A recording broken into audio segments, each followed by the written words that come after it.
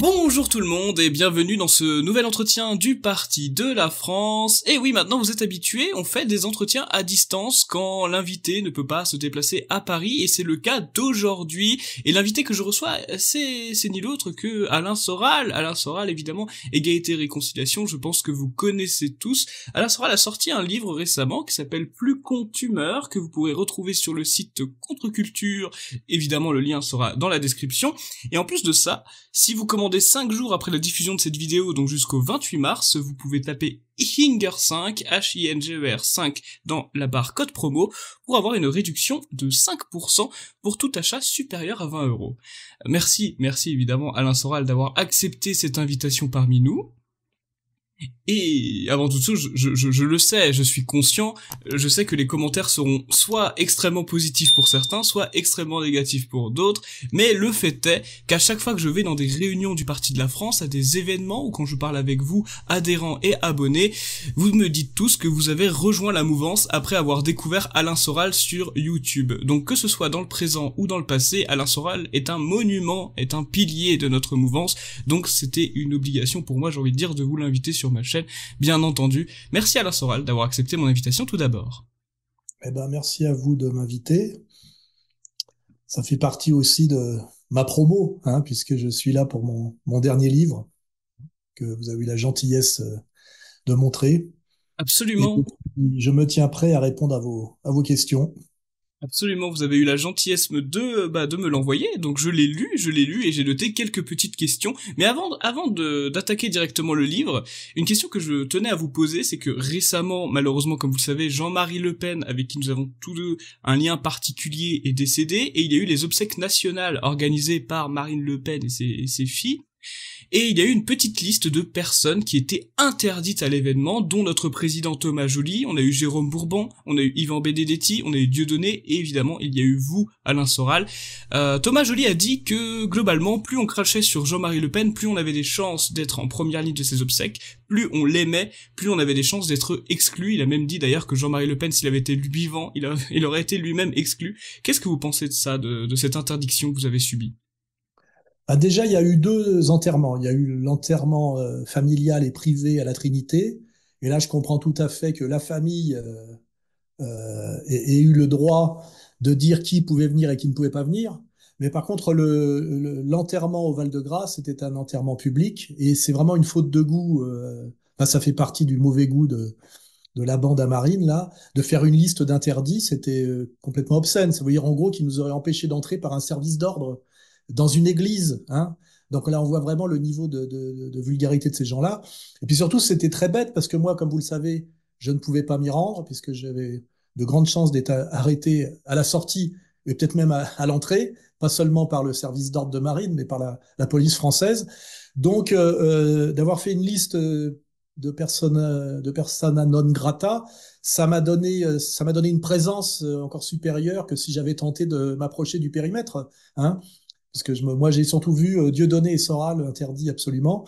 Et puis, c'est vrai que dans cette logique de trahison qui est le passage du FN au RN et qu'on voit aller jusqu'au bout, puisque là, maintenant, ça va aller jusqu'à Yad Vashem, si j'ai bien compris, euh, et ben finalement, d'avoir été interdit par ces gens-là était une preuve de fidélité à Jean-Marie et surtout une preuve de fidélité au moment où ça ne rapporte plus rien. Parce que moi, ce que je vois, c'est les gens, je ne vais pas parler de Louis Alliot parce que c'est une synthèse, comme disait Audiard, qui ont été fidèles à Jean-Marie tant que c'était rentable. Et puis dès que Jean-Marie ne rapportait plus rien, ces gens-là se sont mis à le piétiner plus ou moins stratégiquement ou vulgairement.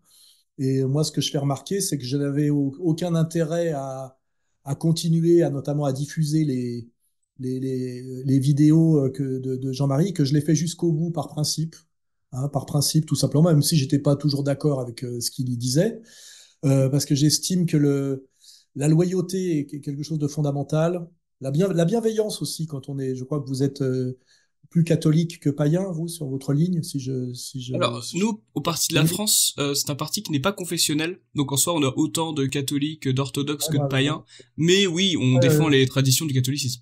j'aime bien l'idée quand même d'être, en tant que chrétien, on va dire, d'être un peu bienveillant, quoi. J'aime pas la méchanceté gratuite, la mesquinerie et toutes ces choses-là.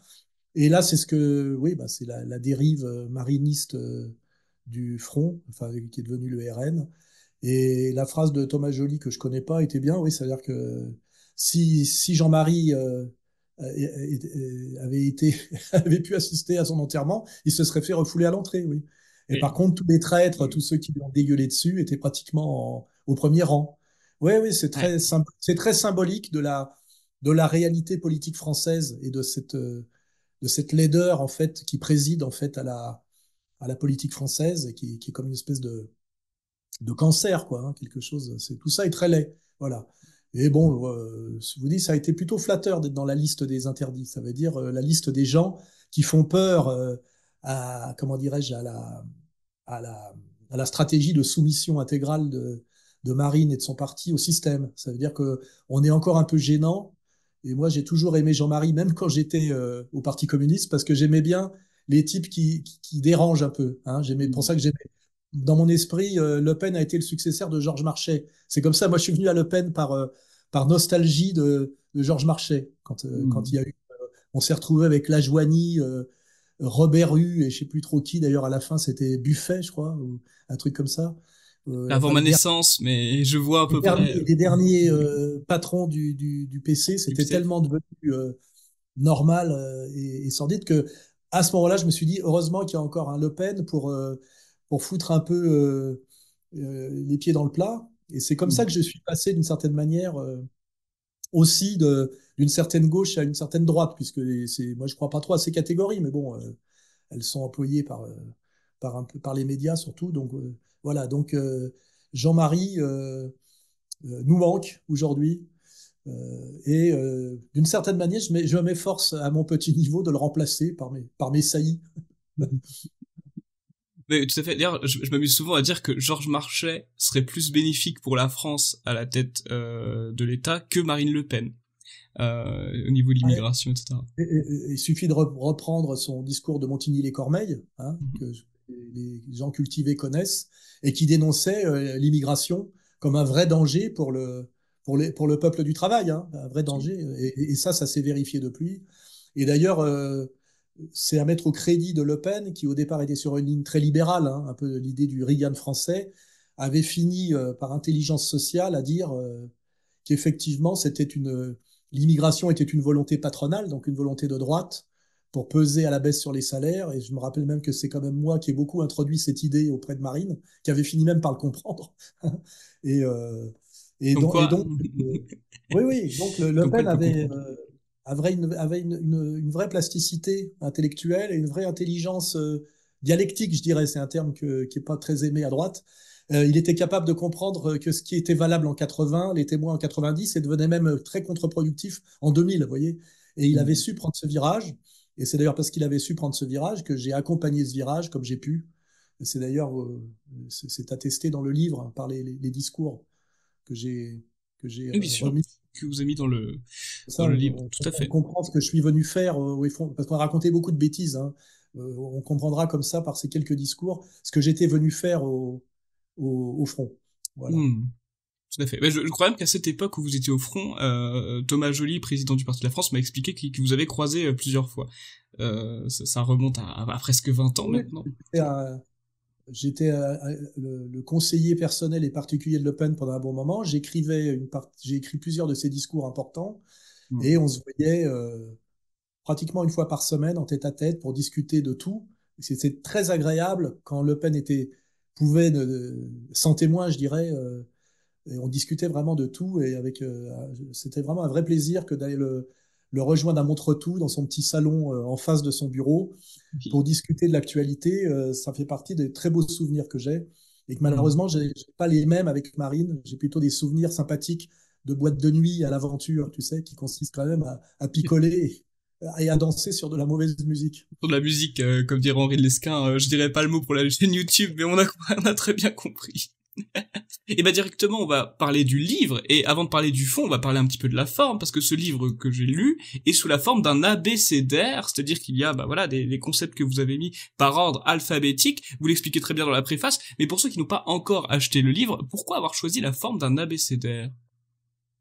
Alors, il y a plusieurs raisons. Déjà, des abécédaires, j'en ai publié deux qui se sont assez bien vendus parce que c'est une forme assez agréable, puisque c'est des textes plus ou moins courts, plus ou moins longs, des aphorismes, des saillies, et que j'écris au fil du temps, puisque je prends des notes en permanence, et puis à un moment donné, je décide de passer à la rédaction, et à la fin, je laisse ce que les surréalistes appelaient le hasard objectif, créer leur voisinage par le classement alphabétique, qui est purement mécanique.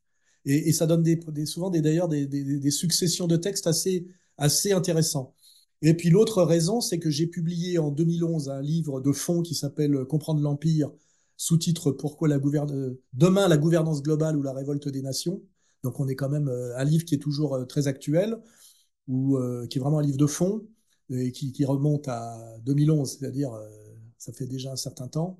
On peut vérifier d'ailleurs que pas mal de choses qui sont dedans se vérifient aujourd'hui, se vérifient par le temps, puisque c'est le temps en fait qui dit si vous avez prévu juste ou moins juste. Et puis j'en ai écrit un deuxième 10 ans après qui s'appelait Comprendre l'époque, dont le sous-titre est Pourquoi l'égalité, où j'explique la fatalité du processus égalitaire dans le temps de la modernité, lié notamment à la mathématisation du monde. Hein. C'est assez subtil comme thème, mais il faut lire le livre, c'est du sérieux. Et que comment dirais-je, l'égalitarisme formel, hein, pas l'égalité réelle, bien évidemment, est une pente fatale liée à la mathématisation du monde. Hein. Je rappelle que le signe majeur des mathématiques, c'est le signe égal. Hein, et que dans le monde quantitatif qui est le nôtre, pour faire référence euh, au monde traditionnel qualitatif, c'est le principe que peut être comparé par les différences de quantité. Hein. On est sorti du monde de l'incomparable pour passer au monde du mesurable, hein, systématique, notamment par la valeur marchande ou par simplement la mesure. Et ça, bon, c'est un livre très sérieux, hein, qui comprend l'époque. Pourquoi l'égalité? Que les gens ne pensent pas que c'est une apologie de l'égalitarisme. Hein. C'est-à-dire que voilà, l'égalitarisme déclaratif, l'égalitarisme formel, est une pente fatale de la modernité, et ça s'appelle le passage du monde de la tradition que le monde de la différence radicale de qualité. Hein. Il faut lire un peu peut-être Evola, Guénon pour comprendre, puis même comprendre l'Ancien Régime. Hein. L'heure de travail d'un charpentier n'est pas comparable à l'heure de travail d'un prêtre. Hein. De même que la réalité d'un noble n'est pas comparable à la réalité d'un roturier. Vous voyez, on est dans le monde de l'incomparable, et le monde comparable généralisé vient directement de la mathématisation du monde, et ça nous amène assez loin. Donc une fois que j'ai eu fait ces deux livres qui se complètent, Comprendre l'Empire, comprendre l'époque, je me suis dit que j'avais le droit, de façon un peu récréative, à revenir à la forme abécédaire qui là, je dirais qu'on passe d'une démarche qui est plus hegelienne à une démarche qui est plus, on va dire, nietzschéenne ou schopenhauerienne, si j'arrive à le prononcer correctement. Très bien. Et je me dis que l'un m'autorise l'autre, vous voyez, voilà. Et Bien donc, sûr. c'est mon troisième abécédaire. Et comme il y en avait un qui s'appelait Texticule, j'ai appelé celui-là le sous-titre Texticule 2. Il y a un léger humour graveleux, qui est ma marque de fabrique aussi. C'est bien Hein, parce qu'on en a deux en plus, de le goût testicules. du mauvais goût. Bah oui, voilà, Texticule, ce sont des petits textes. Et puis ça renvoie aussi à l'idée qu'aujourd'hui, il y a un déficit de virilité, et là, ça touche au féminisme, au jeunisme, et ce que j'ai appelé par ailleurs la nécessité du retour de la couille. Tu sais, c'est-à-dire le salut ne passera pas par les urnes, mais par les burnes. Vous voyez, c'est mes petites La punchlines fameuse phrase. qui ont à voir avec la modernité YouTube, et avec et voilà ce que nous impose Instagram et TikTok. Hein. On est obligé de s'inscrire dans la modernité. Et puis je pense que c'est très français, le goût du jeu de mots, de la contrepétrie. C'est le côté audiaresque que je revendique. Hein. Il y a des gens qui pensent que c'est vulgaire, mais en fait, je pense que la vulgarité, c'est autre chose. La vulgarité, c'était plutôt justement l'enterrement de Le Pen au Val-de-Grâce.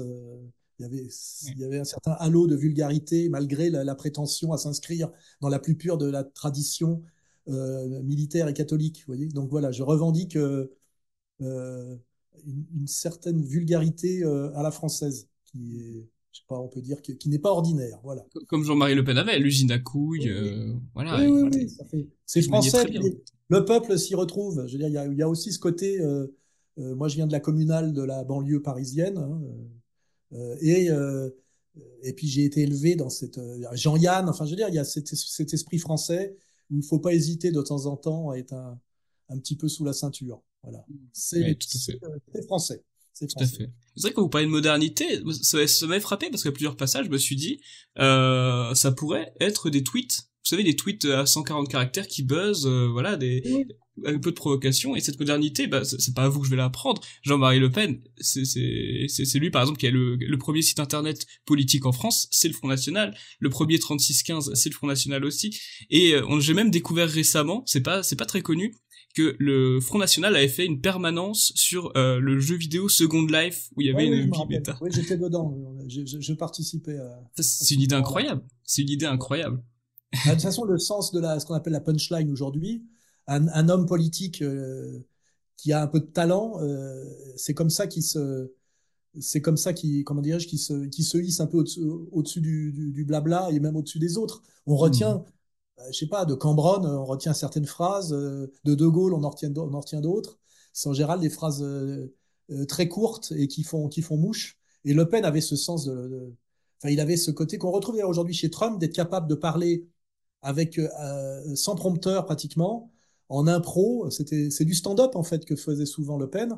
Et ça, il y a très peu d'hommes politiques aujourd'hui qui ont cette capacité-là, hein. Déjà la maîtrise du français, et puis les trois quarts aujourd'hui, c'est entièrement préparé d'avance. Oui, Euh, il il y y a, a des oreillettes, il y a des écrans. c'est ça, c'est tout Ça, c'est quand même calculé. la marque d'un vrai homme politique, d'être capable. Il y a ça chez Trump, hein, j'ai remarqué dans certains discours qui en sont des discours d'ailleurs d'événements secondaires. C'est une capacité d'improvisation avec le ton, ça fonctionne bien, alors qu'il y en a d'autres qui sont totalement perdus. Je regarde des interventions de Bayrou parfois là en ce moment, un bègue qui Oui, qui s'est s'est corrigé nourri plus tard. par une méthode. Et Mhm. donc, sans doute que c'est les efforts qu'il a fait pendant des décennies pour ne plus bégayer. Il y a peut-être un retour au niveau du cerveau. Peut-être qu'il le paye aujourd'hui, je ne sais pas. Mais oui, oui, tout à fait. Mais j'avais vu récemment, il a fait un discours où il expliquait au moins 4 à 5 fois qu'il y avait des centaines de milliards d'étoiles dans le système solaire. Bon, là, c'est pas une excuse c'est pas une excuse, comment je pourrais dire, de bégaiement. Là, c'est une excuse il ne connaît absolument rien au sujet Ouais, auquel il traite et il apprend peut-être mal que par cœur. il est peut-être très fatigué. Il est peut-être très fatigué. Bon, heureusement que c'est pas le premier ministre. Ah, mince, dommage. Euh, Oui. En tout cas, avant d'attaquer sur les chapitres en question, avant même que le livre commence, vous écrivez plus j'approche de la vérité, plus j'approche de la prison. Alors moi, évidemment, ça m'a fait penser au mythe d'Icare, et j'aimerais vous poser cette question. Pourquoi la vérité est si protégée et par qui? Alors déjà, le mythe d'Icare, je rappelle que c'est se rapprocher du soleil. Là, moi, je me rapproche pas du soleil. Je me rapproche j'ose plutôt regarder les ténèbres, je dirais. Hein. C'est pas le soleil que j'ai face à moi. Hein. Ouais. C'est plutôt oser tenir tête au diable, je dirais. J'ai eu cette tendance et cette tentation depuis très jeune de tenir tête au menteur, quoi. Hein. Bah, le diable, c'est le maître du mensonge. Et j'ai compris par ma fréquentation des médias dominants, à l'époque où j'étais invité, que finalement le vrai luxe, c'était de d'oser ne pas marcher dans la combine. Hein. Et en fait, c'est ma conception du luxe. Vivre dans le luxe, c'est se payer ce qui coûte le plus cher. Hein. Je crois que c'est la définition radicale du luxe. Donc j'ai toujours rêvé de vivre dans le luxe, et mais dans le luxe de l'esprit, vous voyez, qui coûte Mhm. d'ailleurs très cher sur le plan matériel. Hein. Mais donc, le mythe d'Icare, c'est joli, mais c'est pas tout à fait ça. C'est l'idée que je me suis rendu compte, sans a priori, puisque moi je viens d'un milieu totalement apolitique, et j'ai baigné dans un bain d'extrême gauche culturel du fait que j'étais adolescent au milieu des années 70. Hein, donc j'ai eu les cheveux longs jusque-là quand j'avais 14 ans. J'écoutais de la pop musique. Rien ne m'a préparé à me retrouver aujourd'hui qualifié de, même pas d'extrême droite, d'ultra droite, parce que on est dans Il y a l'au-delà plusieurs de. hiérarchies. Ah bah oui, oui, c'est-à-dire si Marine c'est l'extrême droite, comme elle est pratiquement de centre-gauche aujourd'hui, il faut bien rajouter quelque chose plus à droite. Et ils vont peut-être encore trouver autre chose d'ailleurs après l'ultra droite, je sais pas il y a la méga droite, je sais pas, ils doivent La droite chercher. astronomique. Enfin, j'ai commencé à comprendre certaines choses, c'est-à-dire le grand mensonge on va dire, de la deuxième moitié du XXe siècle, sur lequel fonctionnait tout le reste.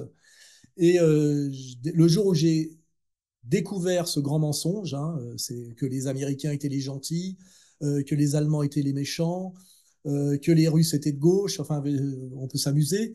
J'ai un goût pour peut-être la vérité, c'est compliqué, mais au moins pour l'exactitude, comme le disait un certain professeur que j'ai beaucoup respecté pour son très grand courage.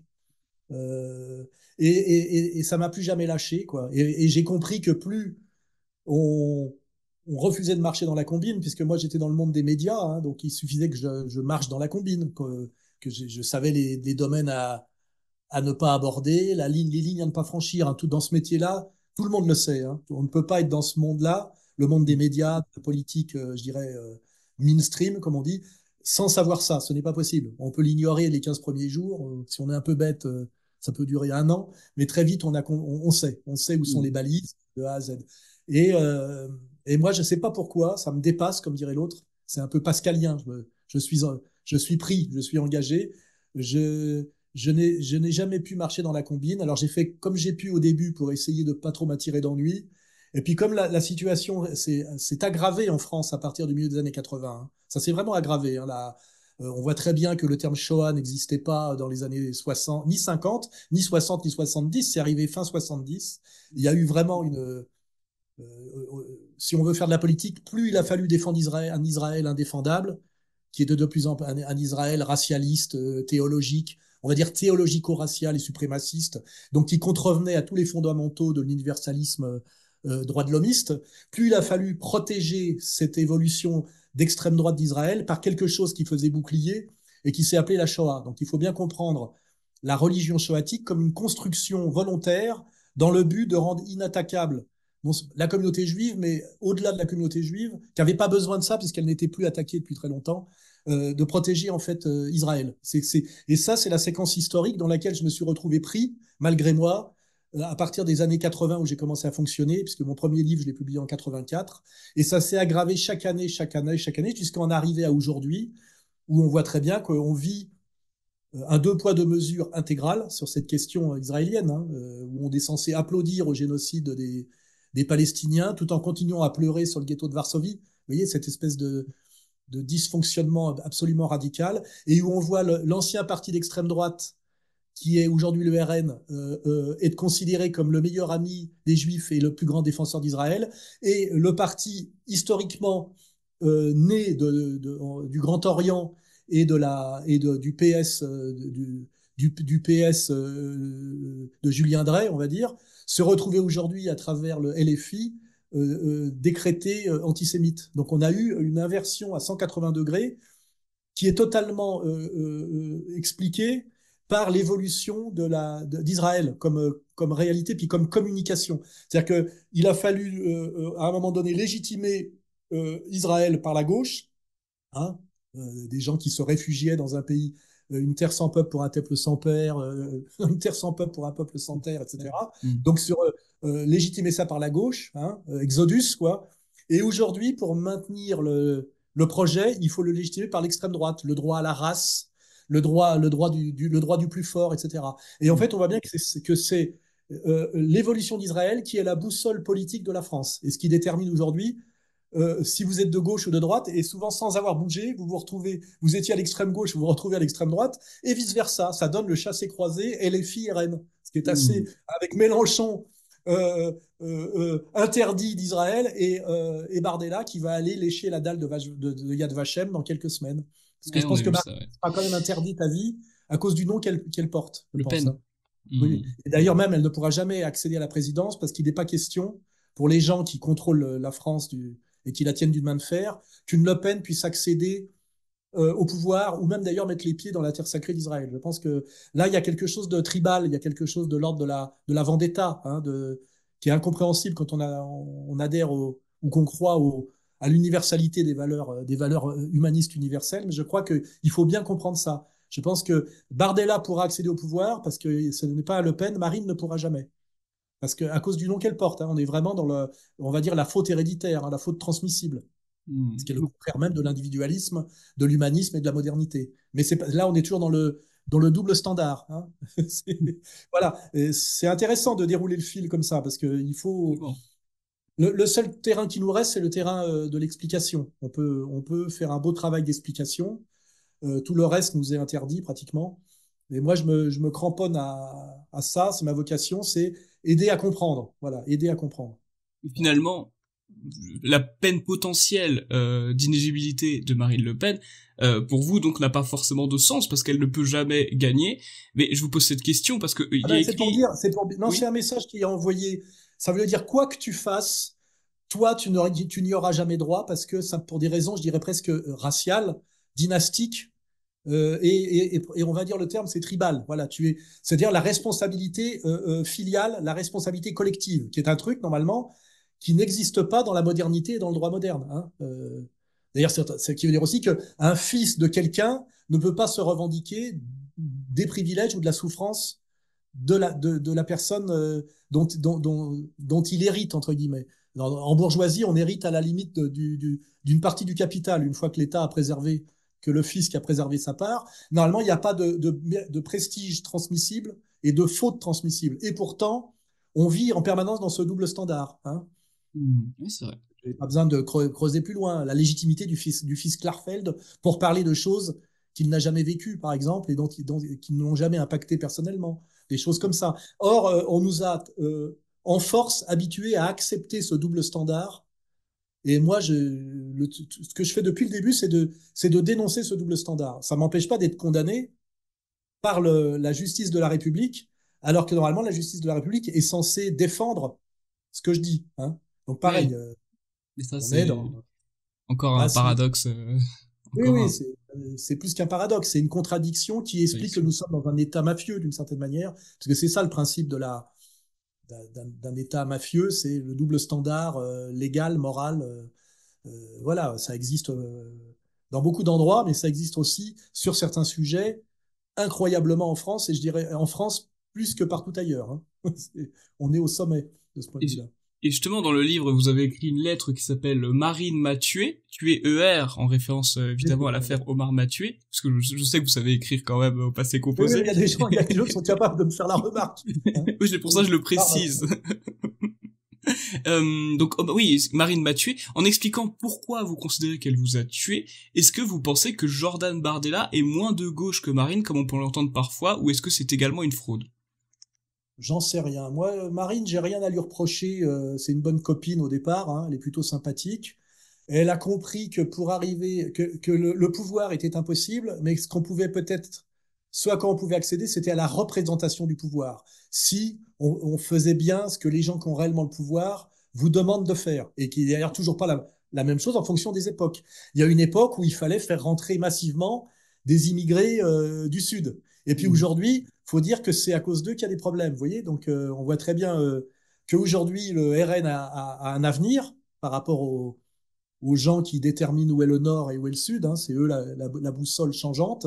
Parce que avant, la gauche était là pour faire rentrer du maghrébin musulman. Et aujourd'hui, les gens qui avaient intérêt à remplir la France de ces gens-là dans un but de domination par le diviser pour régner, aujourd'hui voient qu'on est arrivé à saturation de ce côté-là, que finalement ces gens se retrouvent plus dangereux que les Français de souche, même à sensibilité un peu néo-pétainiste, vous voyez. Là, on Mhm. aurait eu le rôle qu'a joué Zemmour à un moment donné, et qui est donc, il faut, tu sais, c'est le principe de la marine à voile. Le Pen comprenait très bien ça, ce qu'on appelle tirer des bords, tu sais. Si tu veux Mhm. avancer, la voile doit passer de l'autre côté. Parce que le but, c'est de continuer à avancer. C'est ce qu'on appelle en logique dialectique les alternances fonctionnelles. C'est pour ça que dans mon livre précédent, j'expliquais tout ça, qu'il fallait comprendre, pour comprendre comment ça fonctionnait en France et comment fonctionnait, on va dire, une certaine communauté d'esprit, il fallait comprendre la logique dialectique. Parce que parfois, les gens de droite, qui sont un peu platoniciens, tu sais, sont sur les formes fixes, ont du mal à comprendre. Les formes se transforment, et ce qu'il faut comprendre, c'est quelle est la logique qui est relativement constante, qui fait que des formes se transforment et passent d'une forme à la forme inverse. En Mhm. réalité, c'est la supériorité philosophique, je dirais, d'Aristote sur Platon, c'est que les formes se transforment, mais parce qu'il y a des principes, eux, qui sont constants. Donc, s'il faut Mhm. comprendre, c'est identifier les principes constants, parce que si tu t'arrêtes à la forme, tu ne comprends pas.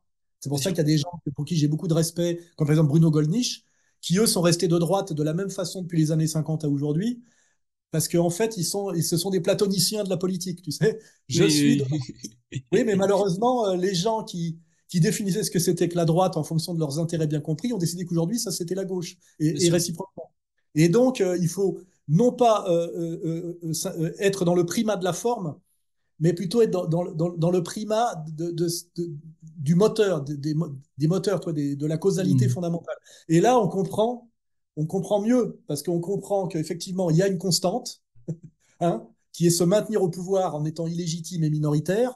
Dans des Hmm. démocraties, il faudrait être majoritaire et légitime, et légitime parce que majoritaire, et que dans cette logique du, de la domination illégitime et minoritaire, qui fonctionne donc sur un certain divisé pour régner, et ben, en fonction de situations qu'on a souvent créées, mais qui elles-mêmes continuent à avancer et à avoir leur dynamique propre, à des moments, il faut prendre la tendance inverse. C'est pour ça que à un moment donné, on a, par exemple, un certain Bolloré, dont on nous dit qu'il serait catholique traditionnaliste, quelque part, par son confesseur, mais qui est quand même un Rothschild Goldschmidt, et qui pousse à la fois Zemmour et Hanouna pour finalement rendre populaire aujourd'hui quelque chose qui était considéré comme la lie et qui est une certaine droite décomplexée. Ça s'appelle la fonction de Zemmour au niveau du journalisme et la fonction de Hanouna au niveau des beaufs. Hein, parce Ouais. que ça fonctionne toujours. On avait Finkielkraut au niveau de la pseudo-philosophie. C'est par étage. Hein, chacun fait son travail dans son secteur. Haute pensée, on va dire, journalisme pour les cadres CSP++, hein, et puis après, la gestion de la masse. Et là, on voit, par exemple, on voit une espèce de Finkielkraut, Zemmour, Hanouna. Vous voyez, là, on fait de la vraie sociologie journalistique et politique de terrain. Et je connais quand même bien tout ça parce que J'en suis j'ai pas fait parti. ça de l'extérieur, j'étais dedans. C'est Voilà. comme, j'étais en immersion, quoi. Hein. Je fais de la, j'ai toujours fait de la sociologie immergée. Je sais comment ça marche à peu près parce que j'ai été au Parti communiste, j'ai été au Front National, j'ai été journaliste, j'ai baigné dans ce monde-là. Parce que pour le maîtriser, il vaut mieux avoir des informations de première main. C'est pas quelqu'un qui vous explique comment ça marche, qui d'ailleurs y était il y a 30 ans, ou n'était pas tout à fait au cœur de la chose. Il vaut mieux aller chercher les informations de première main. C'est un peu comme Arun Taziev, quoi. Il faut aller au bord du volcan pour savoir ce que c'est que la logique du volcan. Faut de Hein. l'empirisme. Pas Faut de se l'empirisme contenter pour de ce qu'on construire trouve. sa Oui, oui, pensée. ça Absolument. demande une prise de risque supplémentaire. Et souvent d'ailleurs, ce qui est ce qu'il faut garder à l'esprit, c'est que chaque fois que je ne suis pas allé moi-même m'intéresser à un sujet en pensant que j'avais juste besoin d'aller chercher les informations là où elles sont disponibles, je me suis fait avoir, vous voyez, je me suis fait avoir. En fait, il ne faut rien prendre pour argent comptant. Hein, quel que soit le sujet, je sais pas, je prends un sujet au hasard, l'homme sur la Lune, ou le World Trade Center, vous voyez, il faut à chaque fois y aller voir par soi-même avec son esprit critique qui s'aiguise au fur et à mesure. Et en général, on voit que tous les sujets demandent à être retravaillés si on veut pouvoir comment dire, produire un discours qui a une certaine valeur. Parce qu'on peut être très honnête, avoir un très bon sens logique, mais si les prémices sur lesquelles on travaille sont fausses, Oui. le Il faut résultat des bons final est postulats. Ouais. alors qu'on a été honnête et qu'on n'a pas produit d'erreur dans la construction logique. Donc le vrai truc, c'est d'aller voir, d'aller voir. Voilà. C'est Ouais, pour tout ça à que je fait. suis allé en Corée du Nord, que je suis allé en Russie, que je suis allé au Venezuela, que je suis allé en Algérie, que je suis allé au Liban, que je suis allé en Syrie. Vous voyez, il faut se déplacer, il faut aller voir. Et à Bien chaque sûr. fois, on a un choc, on a une surprise à chaque fois. Il y Je a dis, toujours un tiens, c'est décalage entre ce qu'on nous ah montre et la oui, ah, réalité. oh Hein, oui, oh oui, oh oui. Ah, ouais, bien sûr. On est totalement d'accord là-dessus. Oui, je voulais aussi vous interroger sur Philippe Pétinck, qui est, il y a plusieurs de ses discours qui sont Je vais dire justement dans... Philippe Péninck, pas Pétinck, Ah, Pétinck. J'ai dit Pétinck. Oh, excusez-moi, je pensais à un autre Philippe. Oui, je Péninck, comprends. excusez-moi. Je pensais à un autre Philippe, autant pour moi. Oui, excusez-moi, oui, donc Philippe Péninck, vous avez bien raison de me corriger, qui est avocat fiscaliste et également militant de la mouvance, qui est même actif chez Égalité et Réconciliation. Pourquoi plusieurs de ses discours, qui parlent de Jean-Marie Le Pen d'ailleurs, se retrouvent dans ce livre? Vous pouvez nous parler de Philippe Péninck pour ceux qui le connaissent pas Déjà, au reste de la petite France? précision, ce ne sont pas des discours de Philippe Péninck, c'est des discours que j'ai écrits avec Philippe. Hein. Tout à On fait. les a écrits ensemble. Hein. Mais c'est quand même, au niveau de l'écriture, c'est moi qui ai produit l'écriture.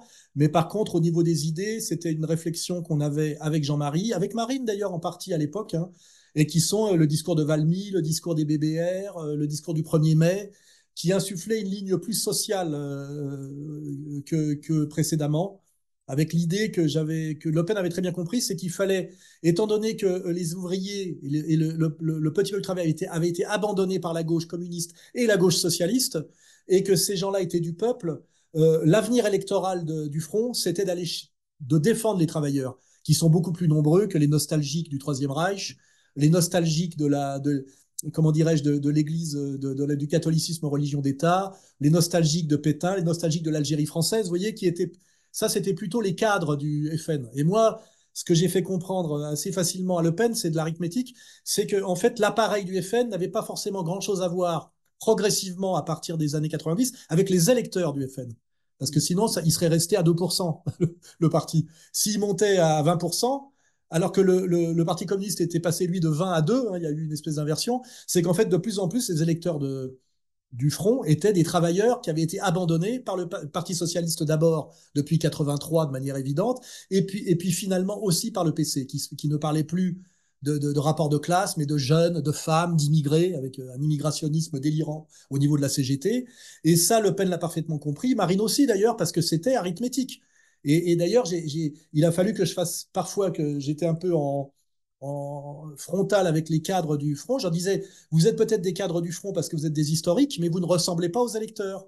Parce que l'électeur en a rien à foutre de savoir si l'Algérie française aurait dû rester française, si Pétain finalement était le gentil de la bande, et puis si effectivement ça serait mieux s'il y avait encore un roi de France avec une église catholique, religion d'État. Ce qui sont des sujets très intéressants, hein, mais c'était pas avec ça qu'on allait Oui, monter électoralement encore plus haut. Et de la ça m'était métapolitique. compris, d'où le discours de Valmy, certaines mains tendues d'ailleurs assez avant-gardistes aux Français de branche, parce que je me disais que comme le PS les manipulait et qu'il y avait l'affaire palestinienne qui commençait à grincer par rapport à ces jeunes, il est peut-être temps de les ramener à nous sur l'idée de la droite des valeurs. Ces gens-là aiment leur père, leur mère, ne sont pas très homophiles. Euh, C'était l'idée de la droite des valeurs, du front de la foi aussi, du front de la foi. Hein. Il y avait mon idée, c'est que Le Pen avait beaucoup agrégé autour de lui des gens de familles différentes par sa personnalité. Hein, il y avait des cathos, des païens qui, en fait, il était très difficile de produire une doctrine pour ces gens-là, parce que très vite, il y avait une contradiction flagrante, notamment entre les gens du Grèce et puis les gens de la fraternité. Hein, je vous fais pas un dessin. Oui, oui, oui, oui. C'est Et clair. moi, j'avais produit une doctrine qui était gauche du travail, droite des valeurs, pour une réconciliation nationale, et qui était en fait du national et du social. Je me disais donc, ça a une réalité au niveau de quelque chose d'historique, et en même temps, ça a une modernité au niveau de la situation française des années 2000. Donc c'était assez. Et puis en plus, c'était joli, gauche du travail, droite des valeurs pour une réconciliation nationale. C'était un beau slogan. Et ça avait plu à Le Pen. Et ça, c'est le contenu, c'est la structure, on va dire, idéologique des discours que j'ai écrits avec Péninck, qui par ailleurs, lui, était un ancien cadre du GUD des années 70, mais qui avait aussi compris qu'il fallait prendre ce virage social si le front voulait continuer à monter. Et d'ailleurs, si vous voulez, Marine, au départ, elle a assimilé ça à la dédiabolisation, ce qui n'est pas la même chose. Hein. Bien sûr. Euh, Devenir un mouvement social de grande ampleur qui défend le travailleur au sens large, c'est-à-dire patron de PME, PMI, ITC, OS1, OS2, parce qu'il faut aussi faire maîtriser la sociologie du travail, ça ne veut pas dire des diabolisations, justement. Ça ressemble à des diabolisations, mais ça va bien au-delà. C'est être en phase avec le peuple et les souffrances du peuple qui ont été trahies, lâchées par la mondialisation, hein, des réglementations, des localisations, et surtout qui ont été trahies à la fois par la droite patronale, ce qui est normal, hein, Oui. elle a des raisons de faire baisser les salaires, hein, donc elle est immigrationniste, et surtout trahie par les partis qui étaient censés défendre les travailleurs historiquement, qui étaient le PS et le PC. Donc il y avait une vraie logique, hein, ça me permet aujourd'hui de la rappeler, il y avait une vraie logique dans la démarche, Le Pen l'avait complètement comprise, elle était cohérente d'un point de vue moral et électoral, je dirais, moral et électoral, et donc c'est pour ça que ces discours que j'ai écrits pour Jean-Marie Le Pen avec Philippe Péninck ont été d'ailleurs acceptés très bien par Marine. Mais Marine, de plus en plus, est allée vers la dédiabolisation et je dirais la réconciliation avec le monde médiatique, ce qui l'a conduit fatalement à avoir un discours social qui est de plus en plus un discours d'habillage, un discours, et puis surtout de confusion du social et du sociétal, ce qui est d'ailleurs assez féminin. Hein. Le Oui, oui, sociétal, c'est l'avortement, les homosexuels. Se battre pour l'égalité de gens qui ont déjà l'égalité de fait, c'est beaucoup plus facile que se battre pour l'égalité de gens qui subissent oui. l'inégalité. Hein. C'est-à-dire que l'égalité des homosexuels, c'est pas très dur, puisqu'en fait, ça dépend tout leur position de classe d'une certaine manière. Et puis il n'y a pas de persécution des homosexuels en France. Alors après, si on pense que le mariage homo, c'est aller vers plus d'égalité, c'est une absurdité, parce qu'en fait, c'est ce que j'ai appelé dans mon dernier livre l'égalitarisme fou, où on mélange tout.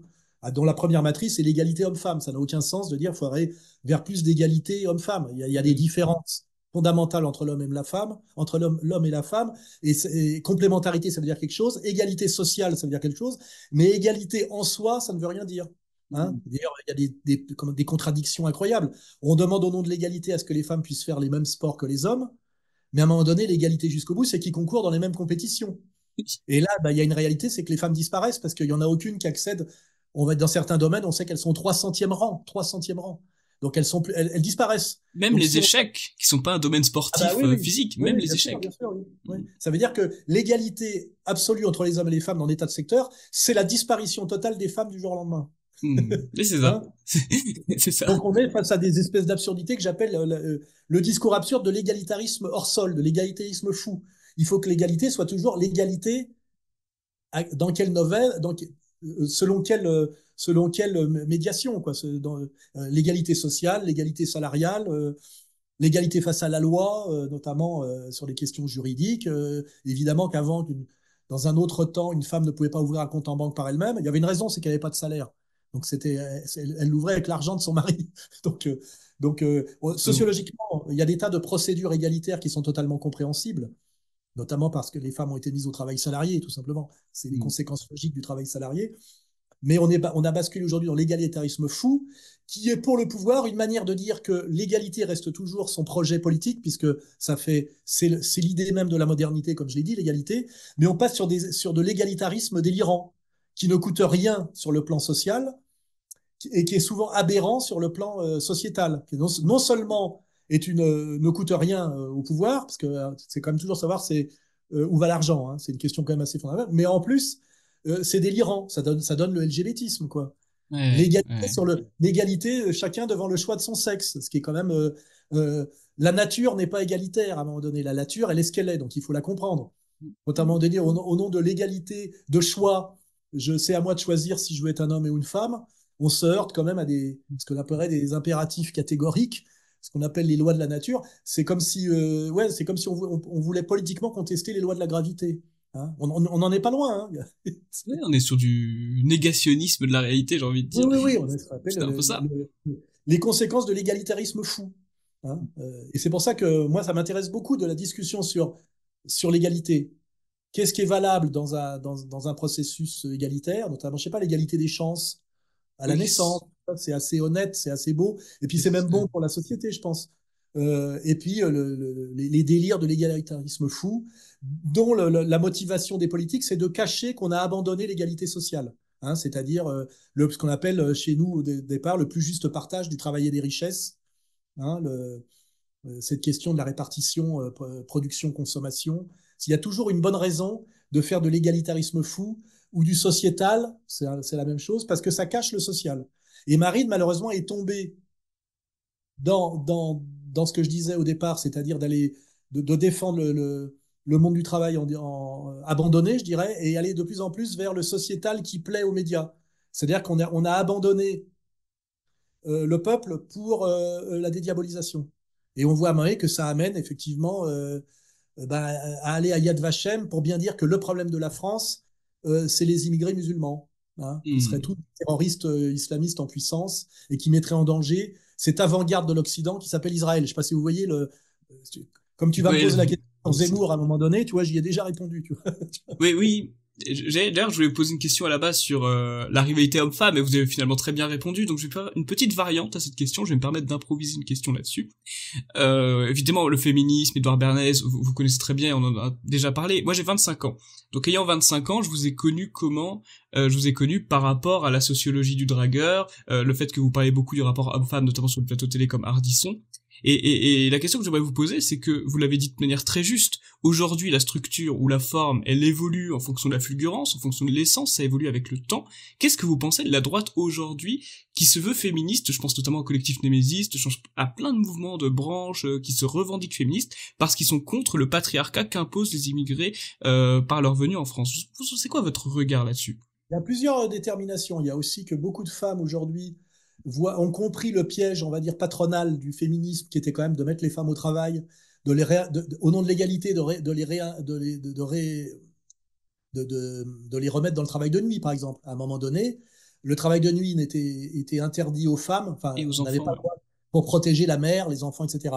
Et le travail de nuit a été réintroduit au nom de l'égalité, vous voyez? Mm. Donc ça fait passer pour un truc de gauche. Et certaines idiotes ont dû se dire qu'effectivement c'était de l'égalité, mais ces idiotes-là, c'est sans doute des jeunes femmes qui n'avaient pas encore été mères, par exemple, et qui ne voyaient pas le problème de la double et de la triple journée.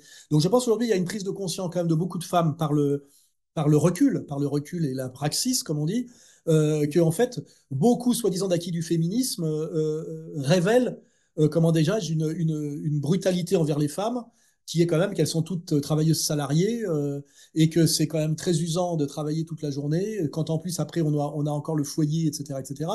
Donc, il y a aujourd'hui une critique du féminisme par les femmes elles-mêmes, parce qu'elles ont le recul historique pour voir qu'en grande partie, c'était aussi un piège. Souvent, d'ailleurs, c'était une vision de bourgeoise, hein. Le féminisme, c'est la bourgeoise qui dit qu'elle aimerait bien travailler, mais quand elle parle de travailler, elle voit ouvrir une librairie salon de thé, ou une boutique d'antiquaire, ou une boutique de fringues, Mm. vintage, par exemple. Alors que pour la femme du prolétariat, ce qu'elle aimerait, c'est échapper à l'impératif de production, c'est-à-dire caissière, femme de ménage, ouvrière en usine. Et pour ça, si elle peut se faire épouser par un homme qui la fera vivre et qu'elle pourrait un peu s'adonner au shopping et au maquillage, pour elle, ça serait un progrès. Ce qui veut dire que quand on élimine la réalité de classe, on ne peut plus rien comprendre. Or, le féminisme est une vision de bourgeoise de gauche, tout simplement. Et qui se croit, c'est ce que j'avais dit sur Simone de Beauvoir, c'est la naïveté et la prétention pour une bourgeoise de gauche de penser qu'elle pense l'universel et qu'elle parle de l'universel. Hein, la femme est traversée par le social comme les hommes. La grande naïveté des femmes, c'est quand on dit les femmes en politique, elles sont capables d'entendre. Si vous faites un parti des hommes et que vous dites nous les hommes, ça ne peut pas fonctionner parce qu'on sait très bien que les intérêts objectifs du bourgeois, de l'ouvrier, du travailleur indépendant c'est pas le même. Hein, voilà. Mm. Et je pense que c'est le déficit de conscience sociale des femmes liées au fait qu'elles sont rentrées dans le social, c'est-à-dire qu'elles sont sorties de la famille bien plus tardivement que les hommes, puisque nous, ça fait des siècles qu'on est dans le social, et elles, ça fait 50 ans, ça a produit chez elles une ignorance et une naïveté qui a été beaucoup manipulée par le pouvoir et le patronat. Et aujourd'hui, elles ont le recul, parce que les femmes sont capables d'imiter les hommes, elles sont capables de tout faire comme les hommes, mais après, et c'est toujours de la reproduction, elles n'inventent rien, elles reproduisent. Hein. Mm. C'est tout. C'est-à-dire quoi qu'elles C'est fassent, elles sont toujours dans l'exécution. la reproduction. Ça s'appelle Mm. reproduction culturelle. Hein. Elles sont capables de jouer du saxophone comme John Coltrane aujourd'hui. Mais lui, il l'a inventé dans les années 50. C'est la Mm. différence. Le vrai déficit, c'est l'inventivité féminine. C'est pour ça qu'il Elles n'y a n'ont pas pas de besoin. grands compositeurs femmes, par exemple. Il y en a, On pense il à y en a, mais le très très peu. pourcentage, c'est toujours entre 5 et 10%. Donc, si vous estimez qu'il faut établir la parité 50-50, vous éliminez 45 génies masculins, hein, et puis vous fabriquez 45 génies féminins qui n'en sont pas. Donc, vous faites une baisse vertigineuse de la Tellement vers le qualité. bas. C'est ce qui se Mm. passe en ce moment en musique, hein, et en chansonnette. Hein. Écoutez la radio, vous allez comprendre. Tout ça, c'est demain, parce que ça commence maintenant. Tu sais, la parité obligatoire dans tous les domaines, y compris le domaine culturel. Cinéma de femmes, musique de femmes, c'est forcément une baisse vertigineuse de la qualité. Hein. C'est inéluctable. Mais pour ça, il faut admettre effectivement que la création est un truc intrinsèquement masculin, parce que les femmes ont une création naturelle qui rend non nécessaire cette création radicale qui s'appelle l'enfantement. Alors évidemment, moins elles font d'enfants, plus elles vont aller vers la création. Mais de toute façon, elles sont toujours c'est comme le football, quoi. Elles sont dans un retard qui fait que je veux bien admettre que les footballeuses jouent moins mal au football aujourd'hui qu'il y a 10 ans, mais il y a un tel décalage avec les footballeurs masculins quand on regarde un match de football féminin, on s'ennuie et puis on ricane. J'en Oui. suis désolé. Et Oui, c'est peut-être vrai, qu'à un ça. moment donné, c'est que, est-ce qu'être féministe, c'est courir derrière le masculin? C'est ça le paradoxe. C'est ça l'erreur, je veux dire. Être une femme, est-ce qu'être une femme émancipée, c'est courir derrière le masculin? C'est forcément, si tu cours derrière, tu as toujours un temps de retard et puis tu admets la suprématie des catégories masculines, puisqu'en fait, c'est toute l'ambiguïté du féminisme de Simone de Beauvoir. Hein. C'est qu'en fait, ce qu'elle appelle se transcender vers l'être, en réalité, c'est accéder au domaine masculin. Mm. Hein. Et Ah, c'est ça. donc, c'est pour ça que Yourcenar lui répond j'ai trop d'ambition pour être une féministe, hein, c'est-à-dire ressembler à un homme, j'ai plus d'ambition que ça. Vous voyez, donc il y a eu déjà au niveau des élites ce dialogue, on va dire, Marguerite Yourcenar, Simone de Beauvoir, qui sont deux femmes intelligentes, mais Et puis aujourd'hui, la conscience de Yourcenar sur le piège du féminisme de masse a accédé à une relative importance, ce qui fait qu'on a des femélistes aujourd'hui, le mouvement des femélistes, qui disent nous sommes des féministes, mais nous ne voulons pas, pas qu'on pousse le féminisme jusqu'au LGBTisme. Hein. Ouais. Nous avons des qualités natives de femmes, elles ne sont pas interchangeables, les hommes ne peuvent pas les prendre parce que c'est pareil en sport, quand on a dit que l'égalité c'était le transgenrisme et qu'on a aujourd'hui des hommes qui disent je suis une femme et qui étant pas assez bons pour être des champions masculins vont dans les sports féminins, ils explosent toutes les femmes, et ce qui veut dire que cet égalitarisme soi-disant sexuel, qui est une conséquence du féminisme historique, fait d'un seul coup que les femmes se retrouvent volées et éliminées des sports féminins. Et là, on voit bien que, par exemple, Trump, qui est notre avenir quelque part, puisque ce qui se passe aux États-Unis arrive toujours en France avec des années de retard, a dit maintenant, pour défendre les femmes, nous interdisons aujourd'hui la transition et ce qu'on appelle les, femmes transgenres qui sont des hommes et qui sont en train de voler les médailles des femmes en sport. Et aujourd'hui, c'est Scandaleux. les sportifs qui se plaignent, alors qu'au départ, c'était soi-disant un acquis de l'égalité des sexes. Hein. Donc, vous voyez, et là, c'est ce qu'on a, on voit bien, constance des principes, transformation des formes. Hein. D'un seul coup, aujourd'hui, on a les nouvelles féministes qui luttent contre les aberrations, les pièges, qui se vérifient concrètement par la vie quotidienne. Hein. C'est ça qu'il faut vérifier. Hein. La condition des femmes, si tant est que les femmes, ça existe, parce que c'est toujours pareil. Hein. Euh, Ça dépend socialement où on est situé sur l'échelle sociale. C'est pour ça que moi, je crois quand même aux catégories marxistes. Hein, les classes sociales, ça existe. Il ne faut pas oublier ça. Hein. Et c'est pour ça que quand une certaine gauche vous dit qu'il faut les oublier parce que c'est obsolète, il est important qu'une certaine droite les reprenne, parce qu'en réalité, ça leur donnera des armes. Vous voyez, je pense qu'aujourd'hui, une droite intelligente doit reprendre une certaine partie du corpus marxiste qu'elle doit retourner contre les traîtres, contre la gauche traître, hein, ce qu'on appelle les sociotraîtres. Ça, c'est le sens de la dialectique. Il me semble que c'est ça l'intelligence politique. Si d'ailleurs on se pense de droite, c'est-à-dire attaché à certaines constantes, à certaines hiérarchies, voilà. Et c'est pour ça que c'est très intéressant. Et mon bouquin d'ailleurs est plein de paradoxes. Hein, un paradoxe, c'est une contradiction dynamique. Hein, c'est pas parce une contradiction statique, c'est bloqué, c'est contradictoire. Un paradoxe, c'est une contradiction qui avance et elle produit quelque chose. Hein, Ouais. en fait, on est dans une séquence historique très paradoxale, hein, par définition, puisque tout est en train d'être empire du mensonge, inversion des valeurs. C'est là qu'on peut penser à Nietzsche. Et il faut avoir l'esprit très dialecticien en ce moment pour y comprendre quelque chose. Sinon, vous avez ce qu'on appelle un train de retard. C'est Un clair. train de retard.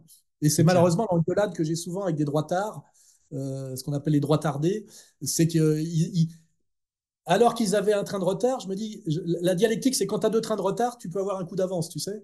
Il fallait pas bouger de la position, tu sais. Mais par contre, si tu cours derrière l'ennemi, tu maintiens ton temps de retard éternellement. Tu vois. C'est-à-dire que parfois, à la limite, c'est pour ça que j'aime les traditionalistes. Tu maintiens la position, d'un seul coup, tu te retrouves à l'avant-garde. Tu vois. Alors que si tu cours Le derrière, clic finalement. le Ouais. réactionnaire, quoi, je veux dire, tu as toujours ton temps de retard que tu En reproduis. décalage. En Donc voilà, décalage. oui. Moi, ça m'amuse parce que j'aime l'esprit, j'aime les idées. Et dans le bouquin, il y a beaucoup de paradoxes, comme ça, notamment sur les homosexuels. Comment aujourd'hui, comment les homosexuels sont passés De gauche à droite. de gauche, parti socialiste, aujourd'hui à droitard parce qu'ils ont peur des immigrés.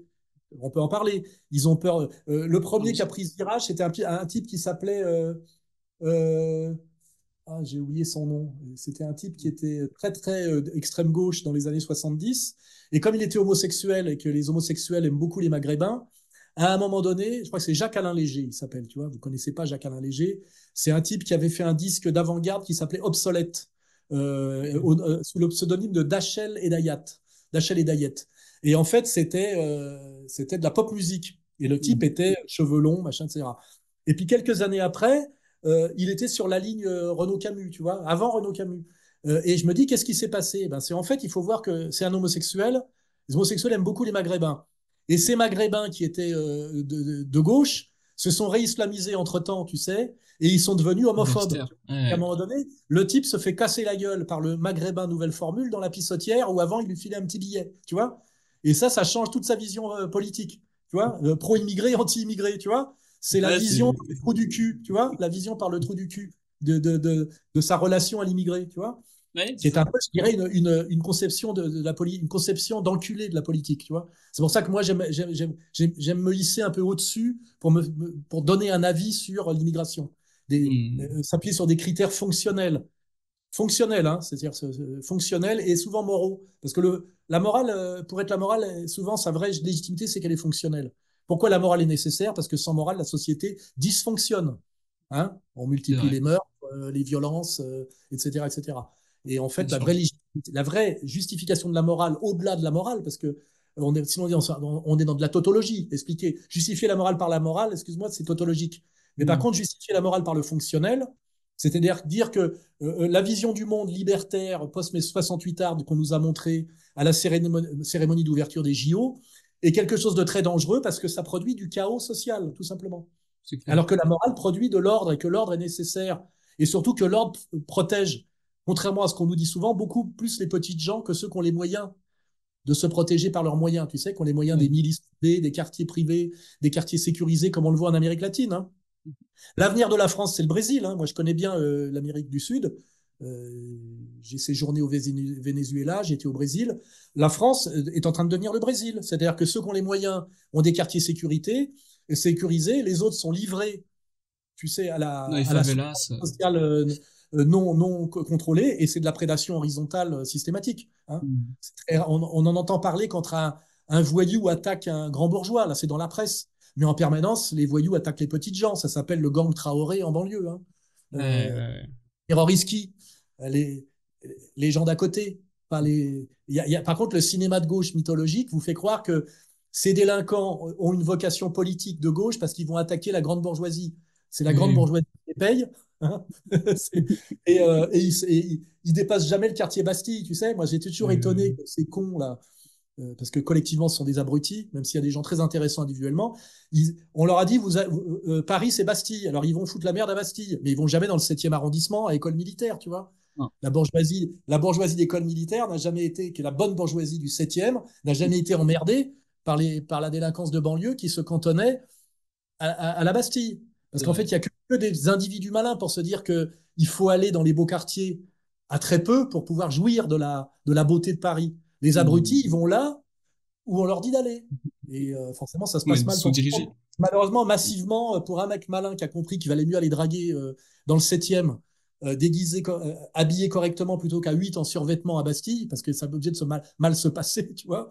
Malheureusement, tu as toujours la masse et puis les quelques individus, c'est ce qu'on appelle l'aristocratie de l'esprit. Moi, ce qui m'intéresse d'ailleurs toujours, c'est les individus intéressants d'un milieu qui par lui-même ne l'est pas en général. C'est ça qui est Mm. intéressant, compris à l'extrême droite d'ailleurs. Il y a toujours. Ce Oui, qui il y a m'intéresse. l'effet de masse. Et la Oui, masse réprimande les individus intéressants, oui, c'est vers le bas. il est d'une logique mathématique implacable que en moyenne, la moyenne est moyenne. Tu vois ce que je veux dire? Mm. Et Logique. les moyens. Enfin, moi, je suis de droite dans ce sens-là. Je suis élitiste. Hein. Et donc, ce que j'aime, c'est les élites très individuelles qui sortent de chaque monde. Et Mm. c'est ça qui m'intéresse, l'aristocratie de l'esprit, c'est une vision très traditionnaliste. Hein. Un grand musicien de jazz noir, mais qui est un génie du jazz, euh, un grand Européen formé à la culture européenne, euh, habillé, habillé comme il faut. C'est toujours ça qui m'a intéressé. Mm. Et parce que sinon, on rencontre que les gens comme nous. Et en plus, le comme nous, c'est pas vrai, parce qu'on est toujours quand on essaye de faire un vrai travail, on est marginal dans son propre milieu. Hein. Moi, je suis persécuté en réalité. Je le ferai remarquer. Je suis pas persécuté par les mecs de banlieue ou les musulmans. Je suis Mm. persécuté par exactement les gens de mon milieu. Le moyen C'est vrai. bourgeois, moyen petit bourgeois blanc à sensibilité humaniste. C'est mon pire persécuteur. Bon, il y a des gens au-dessus qui l'agitent, évidemment. Dirige, Mais oui. c'est ça qu'il faut bien comprendre, tu le sais toi aussi. Qui sont nos Ouais. pires ennemis? Les gauchistes. Et les Oui. gauchistes, c'est du petit bourgeois blanc Ouais. élevé à l'égalitarisme humaniste issu de Montaigne, n'est-ce pas? C'est les plus hostiles à ce que tu peux représenter. Moi, je ne sais pas ce que je représente aujourd'hui, mais et c'est ça qui est intéressant, ce genre de paradoxe. Tu vois, on se Oui. dit, notre problème, c'est...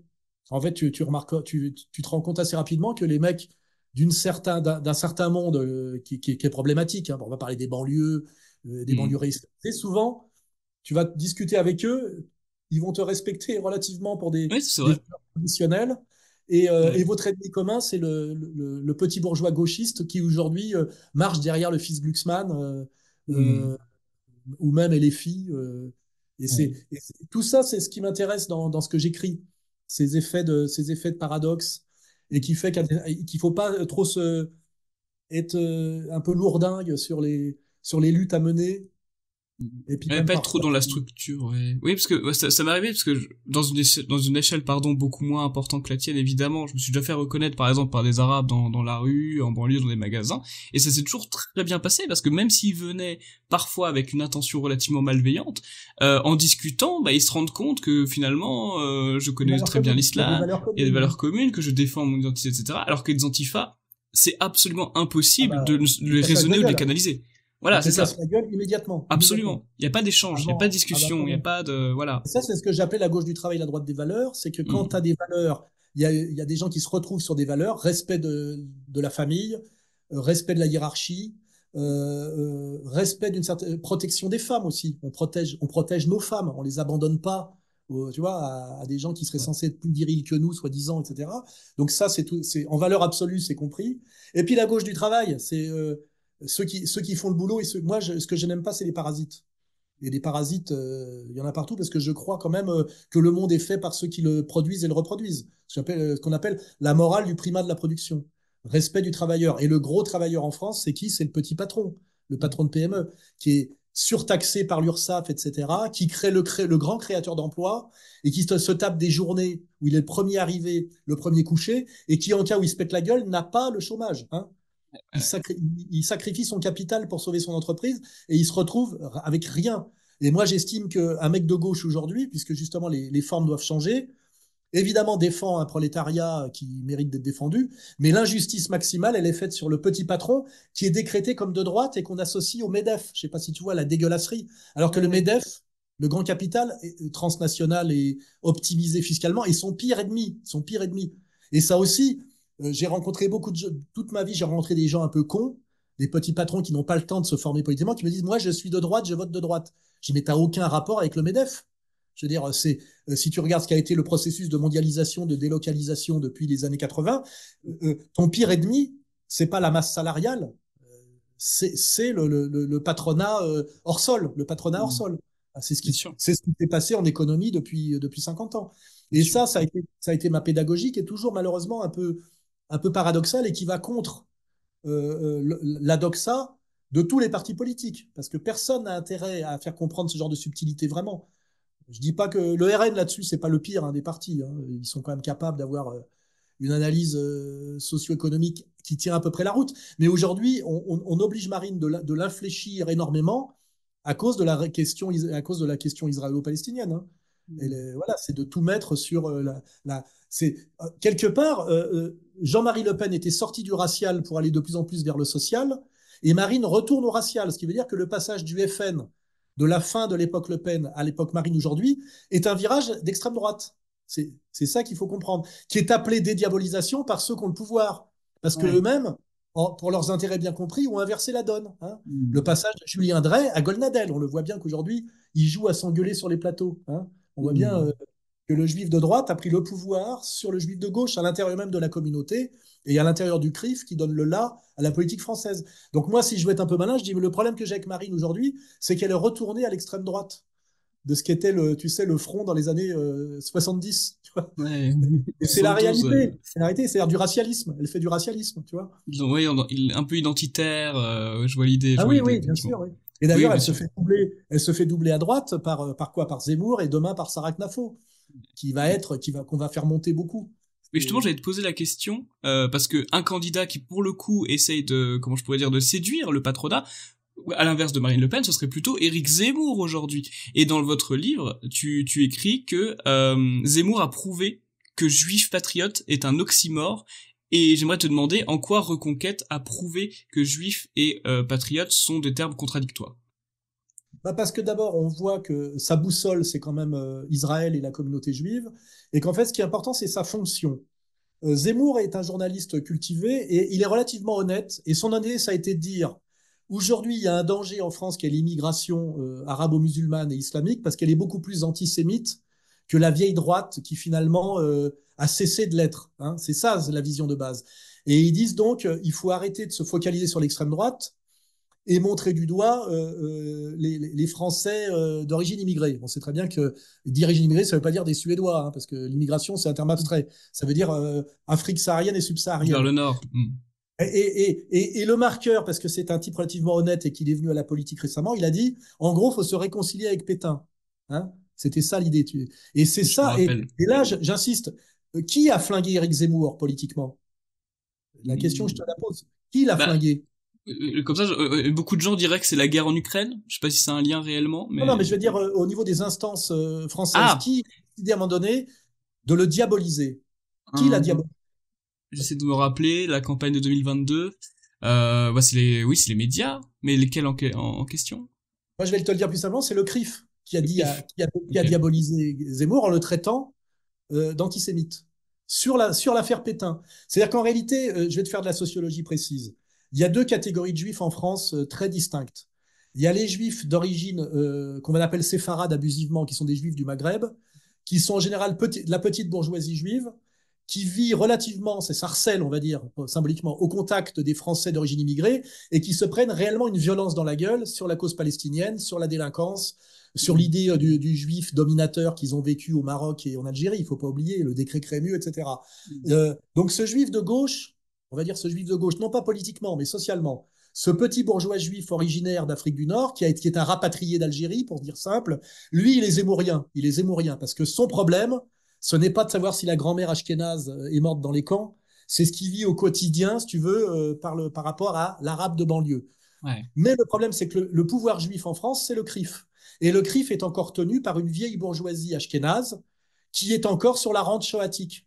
Et en fait, Zemmour proposait de dire il faut lâcher la rente shoatique qui nous maintient dans l'antiracisme et qui nous maintient dans l'hostilité à la bourgeoisie française traditionnelle. C'est ça la vraie analyse. Et il disait il faut qu'on prenne un virage à 180 degrés parce que notre problème aujourd'hui n'est plus le bourgeois de droite qui, de toute façon, est un bourgeois et a vocation à marcher avec la bourgeoisie. Et nous, les juifs d'élite, sommes des bourgeois. Donc, c'est la fraternité, tu sais, du juif et du bourgeois, fut-il catholique, dans le 8e arrondissement, le 17e arrondissement et le 16e arrondissement. Il faut faire de la sociologie. Ils sont Bien sûr. voisins de palier. Hein. Et le catholique fait juste semblant de ne pas trop voir qu'il y a des mezuzahs de plus en plus sur les portes des voisins. Et en fait, les enfants sont invités, ils espèrent être invités à la bar mitzvah. Tu sais, du voisin. Ça s'appelle l'évolution de Janson de Sailly, tu vois. Ça, c'est de la vraie sociologie de terrain, tu vois. Et Zemmour a dit, voilà, il faut que, pour ça, il faut qu'on dise que Pétain n'a pas été si méchant, et parce que le vrai danger pour nous, aujourd'hui, et le nous, il dit, les juifs qui ont des problèmes. Or, les juifs qui ont des problèmes, c'est pas les juifs du 17e arrondissement, de la belle bourgeoisie ashkénaze qui tient la France par tous les bouts. C'est ces juifs rapatriés du Maghreb, donc, qui ont des problèmes avec leurs cousins, tu vois, leurs cousins maghrébins. Et c'est la violence qu'ils subissent et dont ils parlent, elle est réelle. Et Zemmour représente ces gens-là. Il est donc majoritaire par rapport au problème juif français. Mais il s'est heurté au vieux pouvoir ashkénaze, tu vois, qui eux Ouais. sont sur la rente shoatique de la grand-mère morte à Auschwitz. Or aujourd'hui, le Mm. problème du quotidien, c'est pas la grand-mère morte à Auschwitz. Il tentait d'ailleurs que c'est vérifié parce qu'on n'a pas les moyens, on n'a pas le droit d'essayer de vérifier. C'est C'est le interdit. problème du juif de Sarcelles, du juif de Bondy, de l'ensauvagement des banlieues. Et ça, cette réalité, Zemmour a cru qu'il suffisait d'être majoritaire et légitime par rapport à l'avenir de la communauté juive pour qu'on le valide. Or, ceux qu'on dit, il n'est pas question de renoncer à la rente shoatique parce que c'est notre bouclier, je dirais pratiquement religieux, et on en a fait quelque chose d'indépassable. Et parce qu'ils se disent aussi que quelque part, nous devrons toujours plus nous méfier du bourgeois blanc aux yeux bleus que du sémite qui est un circoncis comme nous et que nous avons toujours dans l'histoire contrôlé et dominé. Tu vois ce que je veux dire? Alors que Ouais. qui nous a botté le cul dans l'histoire du monde? Oui. L'Européen.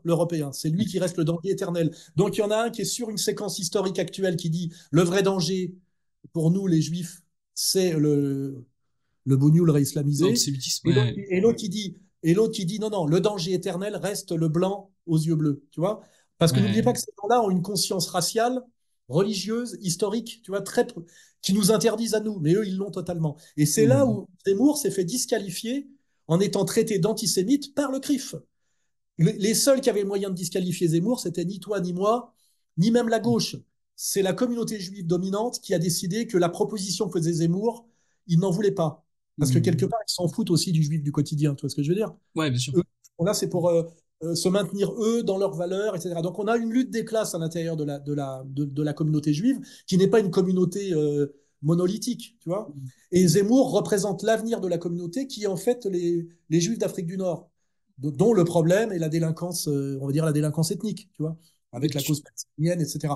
C'est ça comme ça qu'il faut comprendre que Zemmour a été finalement poussé par Bolloré et finalement, à un moment donné, mis sur la touche par les élites du CRIF, qui sont des vieux juifs, grands bourgeois ashkénazes, tu vois. Parce qu'en fait, ils représentent à la fois l'avenir de la communauté, mais une communauté, une partie de la communauté qui n'a pas encore pris le pouvoir, tu vois ce que je veux dire, qui est toujours le séfarade au-dessous de l'ashkénaze, comme en Israël, d'une certaine manière. Tu vois.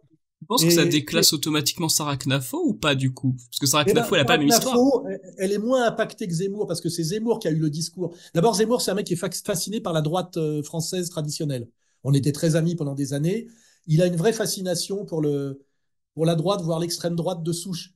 Quelque part, il a une admiration de nouveaux riches, tu sais, pour la vieille France. Hein. C'est un nouveau riche, Ouais, quelque part. Tu vois c'est très vrai. bien par même il vit dans le 17e arrondissement, il essayait d'être coopté par des clubs, tu vois.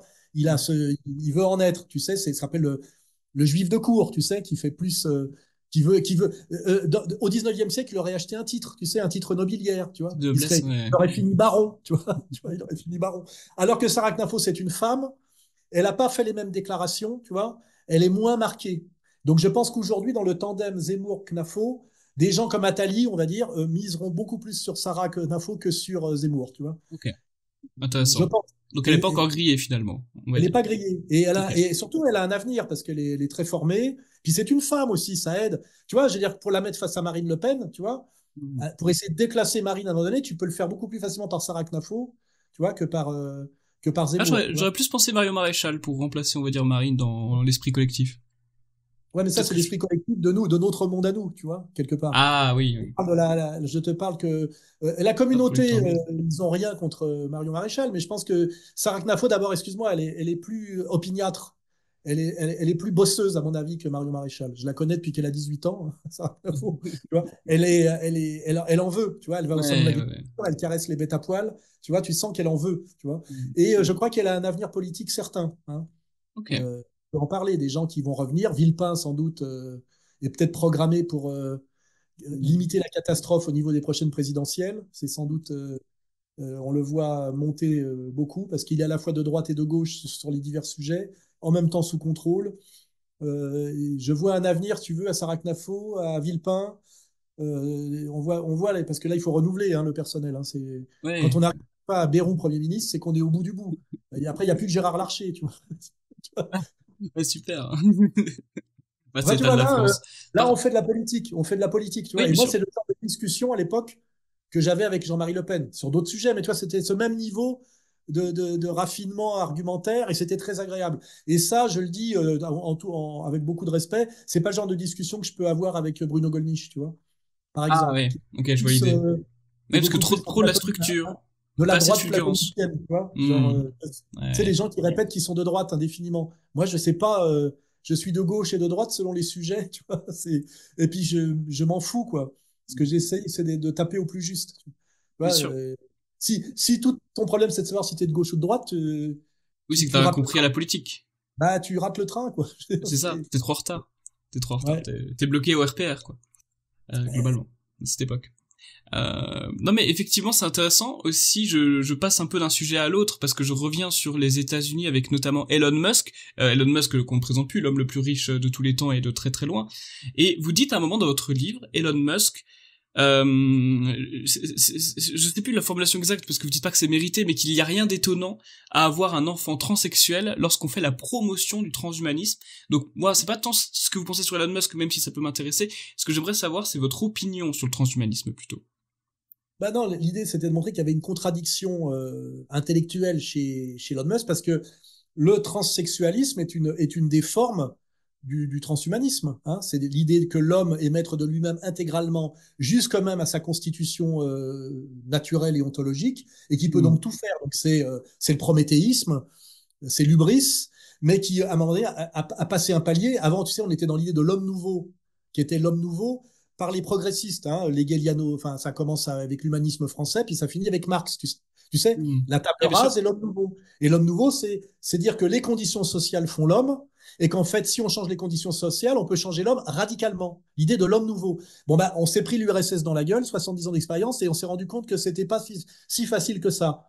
Mais le progressisme a besoin de continuer à exister, et il est passé de l'homme niveau socio-politique à l'homme nouveau technico-biologique. Tu vois ce que je veux dire? Hein, Mm. c'est-à-dire par la prothèse. Hein, la prothèse. C'est le discours de Bernanos sur les robots ou de Jacques Ellul, tu sais, qui serait le Bernanos protestant, tu vois.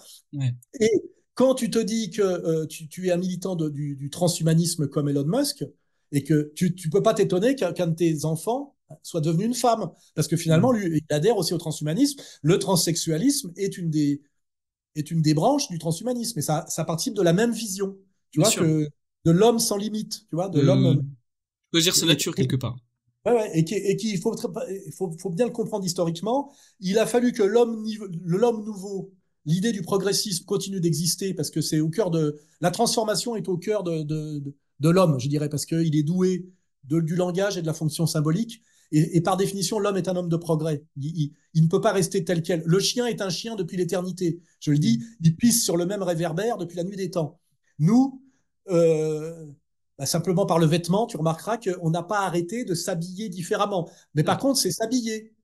Organiquement, quand tu mets l'homme nu, il se ressemble beaucoup, tu vois, entre Ouais. le paléolithique et aujourd'hui. Hein. Et donc, c'est comprendre que l'homme est fait pour se transformer, mais est-ce qu'il peut se transformer jusqu'à son organicité, tu vois, totale, c'est-à-dire bah, c'est l'idée de l'ADN, enfin c'est l'idée aussi de tous les chercheurs, y compris les chercheurs fous, qui sont avec l'idée de Laurent Alexandre qui te dit nous sommes l'un des dernières générations qui n'avons pas accès à la vie éternelle. Je sais pas si tu vois il fait des Ouais. conférences dans les universités d'élite pour expliquer aux jeunes premiers de la classe qui sont souvent ce qu'on appelle des imbéciles diplômés qu'ils vont pouvoir vivre l'éternité pour peu qu'ils filent un peu d'argent sans doute à la société qui est en train de créer Laurent Alexandre.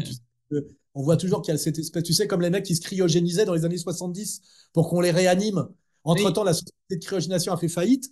Et en fait, dans un vieux bocal en inox, tu as un mec qui est en train de se décomposer à moitié, tu vois. Et quand même, sa famille Effrayant. a dû payer pendant 30 ans le maintien, tu sais, à température, parce que les mecs pensaient faire hibernatus, tu vois. On est sorti de cette connerie, mais on en a inventé une autre.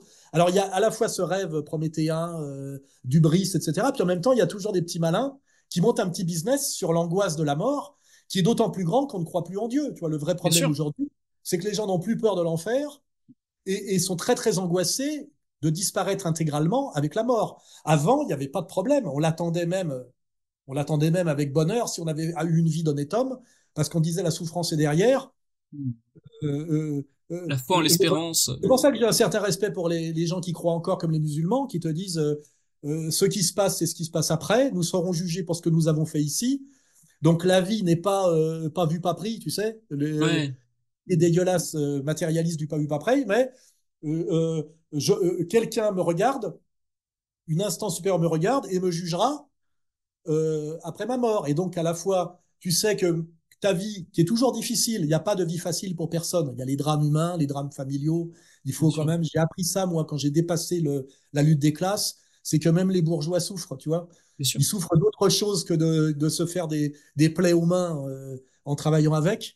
Mais il y a Mm. toujours le problème de l'épouse, des enfants, de la disgrâce physique, des maladies. Enfin, tu vois, il faut être un peu compatissant. C'est mon côté chrétien, malgré ce qu'on dit de moi. Tu vois, c'est que la vie est souffrance quand même pour tout le monde à divers degrés. Hein. Bien sûr. Et c'est pour ça que du temps où Dieu était admis comme la réalité supérieure par la majorité du monde, la vie, la morale fonctionnait, puisqu'il y avait la peur de la sanction divine, alors qu'adhérer à la morale quand c'est un libre choix stoïcien lié à une longue réflexion, là, c'est Ouais. beaucoup plus dangereux parce que ça ne fait pas un effet de masse. Hein.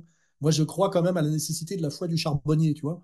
Mais par Hmm. contre, moi, tu m'y feras pas croire, hein, tu vois. Ça, c'est mon problème avec Pierre Hillard, tu vois. C'est bien, Ouais. c'est bien parce que ça fait une morale de masse. Mais n'allez pas m'emmerder avec des subtilités de conciliaire sur la différence entre transsubstantation et Oui, consubstantation. oui, Moi, de ce point de vue-là, je suis stoïcien, tu vois. Ce qui oui. d'ailleurs produit la même morale au quotidien. Ce qui est important quand même, c'est juger un homme à ses actes, hein. Et Hmm. un bon chrétien, qui donne envie d'ailleurs d'aller à l'église, c'est parce que c'est un type qui est très respectable dans ses actes, tu vois. C'est comme ça que à mon avis, que tu amènes les gens à une religion. Ce qui a fasciné les Romains, c'était l'incroyable sens du martyr et donc cet héroïsme du faible qu'étaient les martyrs chrétiens. Je suis désolé. Quand tu vois Sainte Blandine, ça donne envie d'y aller, tu vois. Hmm. Alors que quand Et- tu vois les Borgia, moins, tu vois. ouais, c'est clair. Le Borgia, moi, ouais. Ouais, tu vois, c'est comme voilà, C'est c'est clair. des discussions de fond. Et Jacques Donc, III. Jacques III, on est chrétien pour avant tout revenir par à les Elon actes. Musk, pour revenir à Elon Musk, je dis Hmm. que Elon Musk manque de sens logique, même s'il est très riche. Moi, je veux bien lui donner des cours de philosophie, tu vois. Lui dire, voilà, c'est peut-être un peu à cause de toi et de ton côté champion de la tech, qui a beaucoup à voir avec l'idéologie de la Silicon Valley, quand même. Hein. Faut voir que c'est quand même de là qui vient, que tu as un Bien de sûr. tes garçons qui est devenu une fille, tu vois. Il faut que tu Ouais. comprennes que c'est de ta faute. C'est de ta Hmm. faute. Tu vois et, euh, et donc, c'est d'établir des médiations logiques qui sont aussi des médiations morales. Tu vois voilà. Et donc, ça, je l'ai écrit dans le livre parce qu'il me semble qu'il n'a pas identifié cette contradiction. Comme il m'avait soutenu dans l'histoire de la grosse lesbienne, je ne sais pas si tu es au courant. Si, il avait retweeté, si, tout à fait, Ouais, j'ai vu ça. je suis quand même le premier type au monde à avoir pris une peine de prison ferme pour homophobie. C'est une première mondiale et c'est en Suisse et c'est moi. Ce qui prouve que je reste quand même à Bravo. l'avant-garde. Je reste à l'avant-garde, tu vois. Bravo, Voilà. bravo. Oui, oui, j'avais bien Oui, suivi cette histoire. Euh, ça m'a quand même coûté un certain pognon et relativement emmerdé. Mais en tout cas, je reste à ça, l'avant-garde sur les sujets clés, hein, oui, homophobie, transhumanisme, LGBTisme, et puis le sujet des sujets, évidemment, qui est le mot qu'on ne peut pas prononcer. la commune. Oui, tout à fait. On va éviter Cher. pour YouTube. Voilà. Oui, oui, Mais on oui. a compris. On a compris, tout à fait. Oui, oui, on comprend par le silence, tu sais, le silence imposé, tu sais. Oui, Ceux dont on n'a pas le droit de parler, hein, c'est une phrase de Voltaire. Hein. euh, tout, Euh, tout à fait, tout à fait. au Bah, je moment où sais elle pas peut si elle est faire, apocryphe, cette phrase, mais tout à fait, oui, je la ouais, on connais. s'en fout, c'est comme oui, on s'en fout. C'est Oui, assez voltairien, on va dire que c'est voltairien d'esprit. Hein, voilà, voilà. c'est ça. C'est C'est, comme les gens qui me disent le Christ a dit. Je fais, on nous a dit qu'on avait dit que le Christ avait dit. Hein. ouais. C'est les évangiles canoniques, il y en a déjà d'autres, et en plus, c'est 50 ans, 70 ans, après des gens qui, gna gna gna gna gna gna, donc il s'est passé certaines médiations. Hmm. Moi, ce que Et- j'essaie, c'est de comprendre le sens, de comprendre ce que ça veut dire, parce que savoir si ça a été vraiment dit ou pas, Oui, c'est c'est un presque point de détail. c'est pourquoi c'est rentré dans l'histoire, pourquoi ça a fait civilisation, et qu'est-ce que ça veut dire. Voilà, c'est ça, tu vois, ça s'appelle Tout à fait, l'esprit, hein, l'esprit contre la lettre, je crois. Hein. tout à fait. Et il me semble qu'il est venu pour ça, pour défendre l'esprit contre des gens qui étaient tombés dans la lettre, hein. Absolument. Dans Absolument. la Le pharisien. lettre sans esprit, sans esprit. Voilà. Les pharisiens, tout à fait. Oui, alors pour continuer sur la politique un peu internationale, vous dites que vous parlez de la Russie dans votre livre comme condition à la résurrection de la France. Vous parlez évidemment du sionisme d'Emmanuel Macron, et nous avons Donald Trump qui est récemment, j'ai envie de dire, président des États-Unis. Il s'est installé au bureau Oval le 20 janvier de cette année, et c'est un peu une question. C'est une double question en une question finalement, puisque vous dites que vous avez écrit votre premier livre en 1984, donc il y a à peu près 40 ans, 41 ans, et que tout s'aggrave de plus en plus. Pourtant, quand je vous lis, quand je vous entends, je ne ressens pas de pessimisme, je ressens une forme d'optimisme au contraire, et j'ai l'impression que vous êtes plutôt assez confiant sur l'avenir. Donc par rapport à tout ce qui se passe à l'échelle internationale, est-ce que vous êtes réellement confiant sur l'avenir ou est-ce que c'est une impression que j'ai? Alors déjà, la politique pessimiste, ça n'existe pas. Ça n'existe pas. Par définition, quelqu'un qui est dans le politique, c'est quelqu'un qui dit on va se battre pour que ça aille moins mal demain. Personne ne se bat pour que ça aille plus mal. Et si vous vous arrêtez au constat de ça va mal, vous n'êtes pas politique non plus.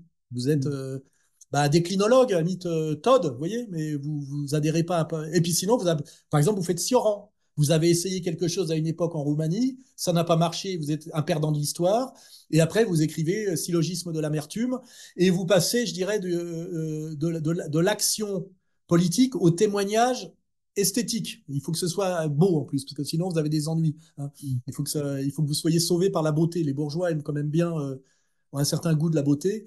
Et ça s'appelle Sioran, pour ceux qui ont connu la vie de Oui. Sioran, la garde de fer, et puis après l'échec, Paris, et puis comment, à un moment donné, il devient un grand auteur Gallimard, tu sais, de la déception comme posture, le perdant magnifique, tu sais, celui à qui Ouais. reste l'élégance de la forme, parce qu'il a perdu, il a perdu tout le reste, quoi. Et donc, moi, je suis optimiste par définition, puisque je suis aussi un politique.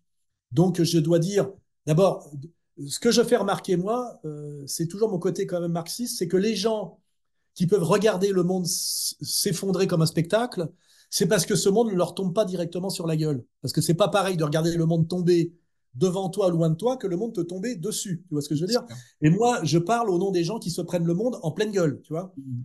Des Français de souche qui se retrouvent en pleine banlieue, tu sais, qui est d'ailleurs pas vraiment, c'est pas seulement réislamisé, c'est ensauvagé et soi-disant réislamisé. Je me dis, ces gens-là, il faut comprendre la souffrance qui est la leur. Le patron de PME qui se prend dans la gueule la mondialisation économique et qui travaille énormément juste pour retarder le moment où il va être en faillite personnelle, j'en ai connu beaucoup. Tu vois, donc il faut produire un discours d'espoir qui soit pas un mensonge. C'est-à-dire, voilà, en nous groupant et en comprenant ce qui se passe, il y a peut-être moyen de changer un peu les choses, hein. Mm. Et politiquement, d'ailleurs, quand tu dois t'appuyer sur des leviers, tu sais, la réalité de la politique, c'est la stratégie du moins pire. Quelle est donc, comme toi, moi, je n'ai pas de puissance par moi-même, c'est de produire une analyse en disant quel est, par rapport à ce qui nous est proposé, quel est le moins pire ou quels sont les moins pires. C'est-à-dire Mm. ceux qui sont le plus proches ou le moins loin d'un discours de cohérence dans le but que ça aille mieux pour les gens que je représente, hein, parce que quand ça ira mieux pour nous, ça ira plus mal pour d'autres, hein. Ouais. Il y a pas, en politique, il n'y a pas du tout gagnant, hein. Tu C'est sais, vainqueur quand vaincu. Ouais. Bernard Lévy écrit un livre qui s'appelle La pureté dangereuse, la question c'est dangereuse pour qui? En réalité, c'est dangereuse pour toi, tu sais. C'est juste la phrase qui finit pas. Tu sais, c'est comme quand il écrit La guerre sans l'aimer. En réalité, c'est Ouais. surtout la guerre sans la faire, tu vois. Tu vois, faut la faire faire par les autres. Donc faut toujours compléter, tu sais, le discours partiel des gens qui ont intérêt à s'arrêter à un moment du discours. Tu sais, c'est le moment où effectivement ça va éclairer leur position qui va être tout sauf mue par le bien, tu sais, le bien abstrait universel. La politique, c'est ce qui est bon pour certains et moins bon pour d'autres, tu vois.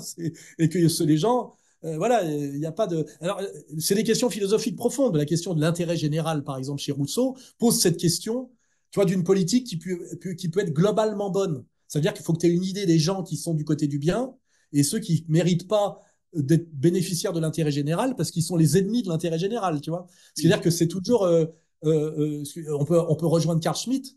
La politique, c'est ami-ennemi. Tu vois, qui est ton ami, qui est ton ennemi en fonction de ce que tu es.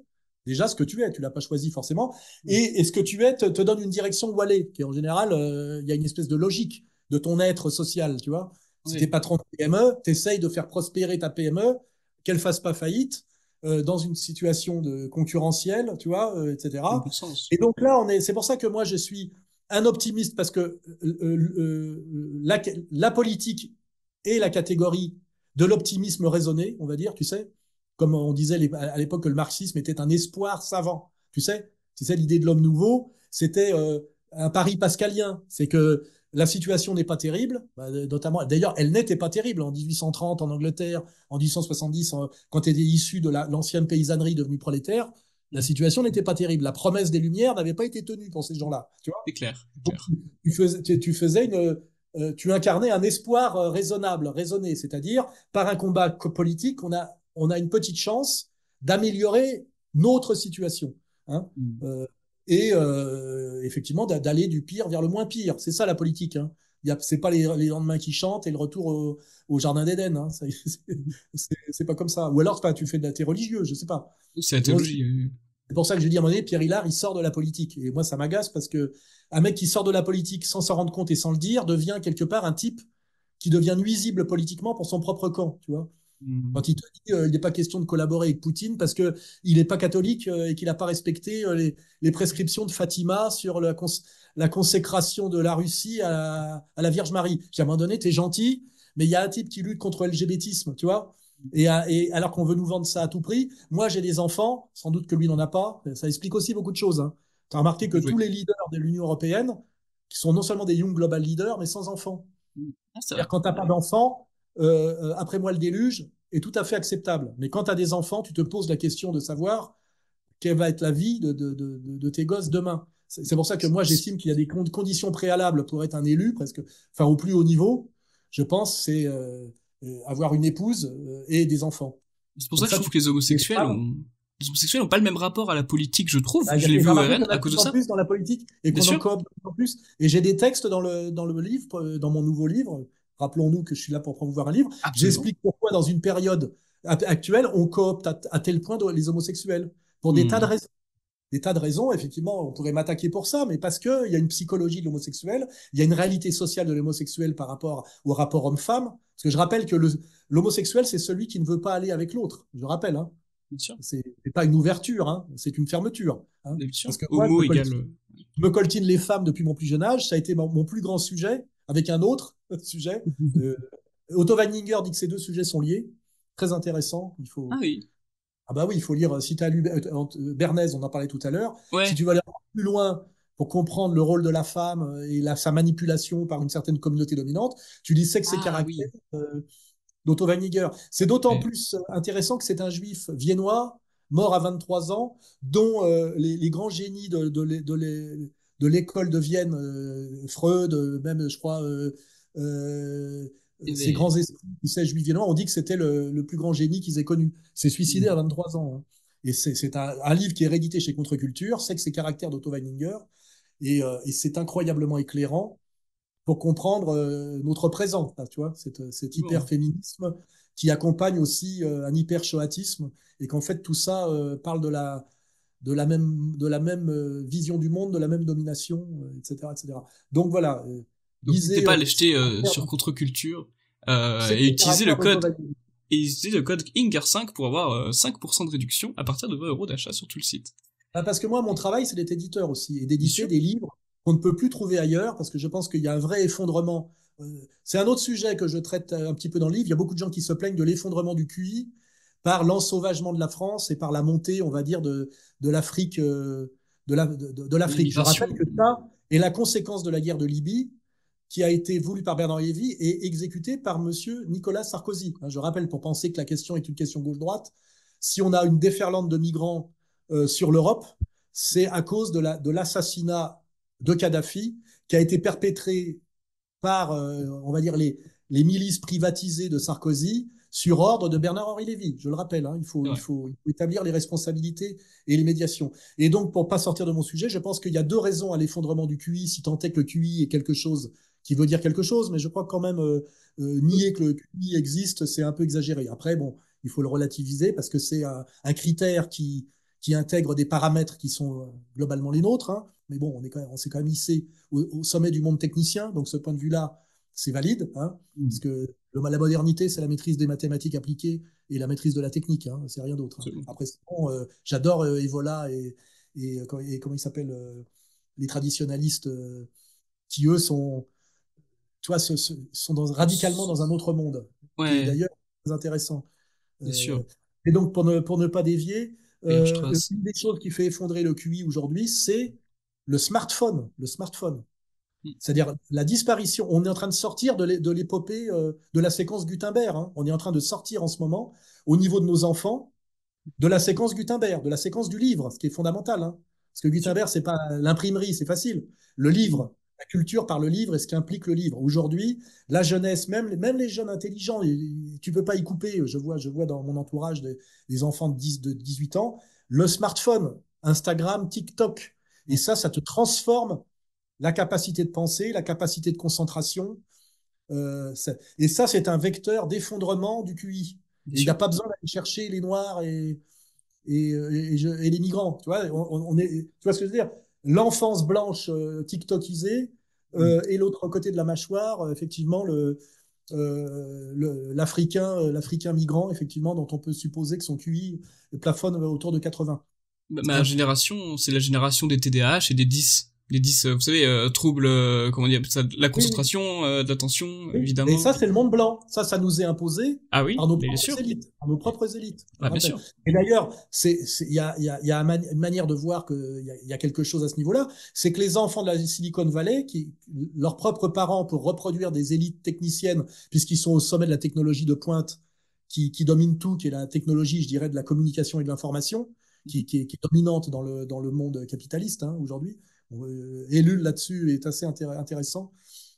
Ces gens-là, pour être sûr que leurs enfants accèdent aux élites, leur interdisent tout ce qui est ce qu'on appelle les écrans globalement. Ouais, Hein. Interdisent parce qu'ils savent que un bien gosse sûr. qui est mis dans les écrans dès l'âge de 3 ans sera un demi-abruti à 20 ans au niveau compétitif par rapport à quelqu'un qui aura échappé. Et on peut supposer d'ailleurs que les élites chinoises qui ont encore une vision stratégique et patriote de leur propre pays, et donc la nécessité de produire des élites, eux peut-être pensent à ça, alors que nous, on est dans l'inverse. On est, pour des raisons que j'explique d'ailleurs toujours de la même façon, comme on a des élites illégitimes qui, pour se maintenir, produisent de l'illégitimité et de la bêtise, pour avoir de l'obéissance, nous, on a des gens qui produisent des élites inversées en France, hein, au deuxième niveau, hein, pour se C'est vrai. maintenir au premier.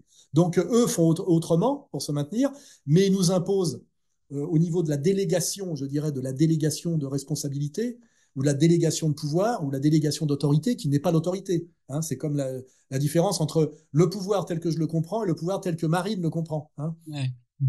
La différence entre la gestion et l'exécution de gestion. Le pouvoir et la représentation du pouvoir. Ces gens-là qu'on confonde le pouvoir et le fait, tu sais, d'être attaché de presse, tu sais Mhm.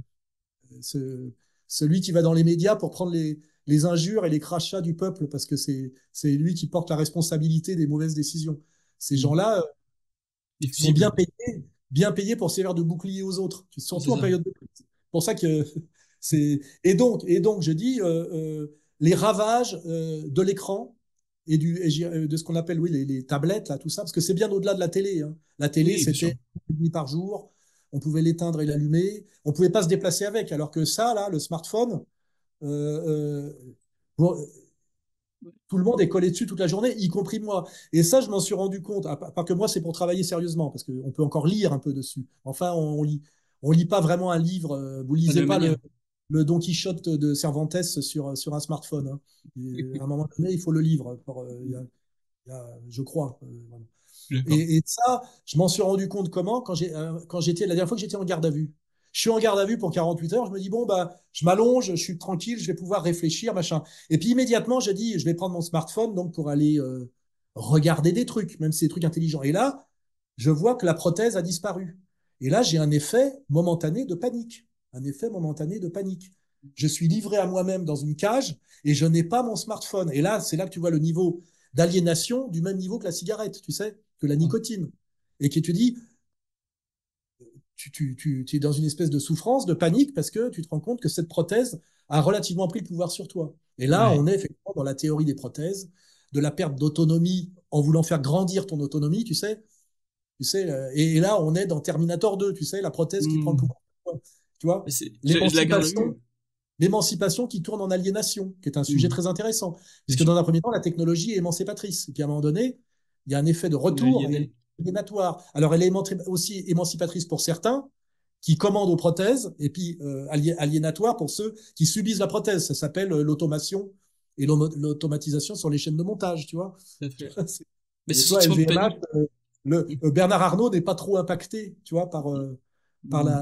C'est la clair. prothèse cannibale. Mais par C'est contre, il clair. produit beaucoup d'aliénation par ailleurs. C'est des sujets compliqués. Et moi, ce que j'aimerais, enfin, ce qui me fait de la peine parfois, j'ai perdu tout espoir dans les gauchistes, hein, mais c'est parfois quand je découvre que des droitards sont des gauchistes mentaux en réalité. Tu sais, il y a que le vernis qui est de droite. Je ne vais pas citer, Je le vois au quotidien. pas m'engueuler encore avec certains. Ils sont d'ailleurs ceux qui m'attaquent le plus, tu sais, les droitardés qui sont en fait des gauchistes mentaux. D'ailleurs, souvent, c'est pas de leur faute, c'est qu'ils sont nés après mai 68, donc ils ont une idée de ce que c'est que la différence des sexes, une idée de ce que c'est que le père et la mère, mais comme ils ne l'ont pas, ils n'ont pas été structurés par ça, c'est purement, je dirais, idéal et livresque. En fait, la colonne vertébrale, elle n'est pas là. Et tu vois, ils la fantasment, ils l'idéalisent, mais elle n'est pas. Le problème, c'est l'intériorisation de tout ça je dirais presque à ton corps défendant par l'enfance. Moi, Mm. j'ai eu la chance, c'est qu'en mai 68, j'avais déjà 10 ans. 10 ans. J'avais un père qui était un père, une mère qui était une mère au foyer.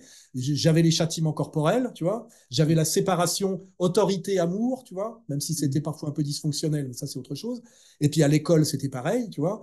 Et l'air de rien, je crois que le vrai problème, c'est qu'il suffit pas de comprendre le problème, tu sais, de ce qu'on appelle les boomers. C'est que tu peux très bien comprendre ce que c'est qu'un boomer et être l'ennemi des boomers, mais toi-même, tu es un boomer mental parce que tu as été structuré comme un boomer par. J'ai découvert ça chez certains types très marqués d'ailleurs, d'autant plus marqués à l'extrême droite, qu'ils avaient une mère féministe, tu sais, un père absent. Enfin, tu vois, qu'ils étaient complètement déstructurés et donc ils font de la compensation souvent, tu sais. Ils sont dans l'hystérie. Ils sont dans l'hystérie et la simulation de ce que c'est que qu'un être traditionnel, tu sais, qu'un être structuré. Parce que comme Mm. ils ne le sont pas, mais qu'ils savent qu'il faudrait l'être, eh ben, ils sont dans la compensation hystérique, ce qui n'est pas Ouais. non plus terrible. Ce qui veut bien dire qu'on est dans des effets de structure. Malheureusement, c'est pour ça que je dis qu'il faut absolument pas tourner le dos à Poutine pour des raisons théologiques de second ordre, surtout je crois que l'orthodoxie est trinitaire aussi, hein, et qui Oui, croit bien sûr. et qui croit à l'Eucharistie. Donc à un moment donné, Les sacrements orthodoxes sont valables pour les Pierre Hillard, à catholiques. des moments, il est obligé de tricher, de mentir pour se retrouver à la bonne place. Alors que Mm. malheureusement, si la bonne place c'était le catholicisme gallican, on le saurait. En ce moment, je Oui, mise plus pour la troisième Rome, excuse-moi, parce que je vois là où ça a une chance de se passer, tu vois. Mais bien sûr. Mais donc voilà, c'est des effets de structure, donc c'est des effets de société sur des décennies. Et moi, je me dis à un moment donné, si à un moment donné, un type comme Poutine essaye de remettre la famille en avant, de magnifier les mères par des engagements socio-économiques, c'est-à-dire qu'à un moment donné, si on veut relancer la maternité, ben ça s'appelle le salaire maternel. Sinon, c'est oui, des phrases. Tu vois. c'est ce que Et propose le Parti de la France. Tout à fait. oui, bah, je dis, je suis là non plus. Sinon, si je suis venu, c'est que je me dis que le dialogue C'est possible.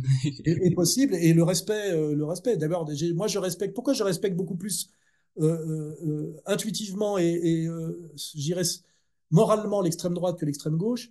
Parce que l'extrême gauche, ils prétendent être des rebelles alors qu'ils sont entièrement des agents non sus du système. Enfin, ceux qui Mm. sont les cadres sont des agents du système purement, et les autres, c'est des agents non sus du système. Alors que les mecs d'extrême droite, c'est les perdants de l'histoire, ils en prennent plein la gueule. C'est la différence. J'ai jamais comparé, parce que j'ai une vraie culture de la rue de très jeune. D'ailleurs, moi, quand j'étais au Parti communiste, nos ennemis, c'était le Parti socialiste, les sociaux traîtres. Ouais. C'est-à-dire que j'ai essayé de faire comprendre ça à Gollnisch, souvent, il a eu du mal. Un gauchiste n'a rien à voir avec un marxiste communiste, tu vois ce que je veux dire? Ça n'a Mm. rien à voir, c'est pas les mêmes gens, tu vois. Bien Un sûr. gauchiste, c'est un fils à papa qui casse le mobilier urbain avec l'argent de poche de ses parents, tu vois, et qui pense Mm. qu'il a les cheveux longs et qu'il a des potes pédés. Alors que moi, j'étais à la CGT quand j'étais journaliste, ça s'appelle le syndicat du livre, pour défendre, si tu veux, le sérieux du monde du journalisme et du monde du livre par rapport à une destruction qui s'est appelée la liquidation de la SFP, tu sais, à la télévision d'État, etc. Tu vois, ça n'a Mm. rien à voir comme Bien combat, sûr. tu vois. Bien C'est un sûr. combat social qui aujourd'hui peut être compris comme un combat traditionnaliste. Tu vois ce que je veux dire? Par des effets dialectiques, tu vois.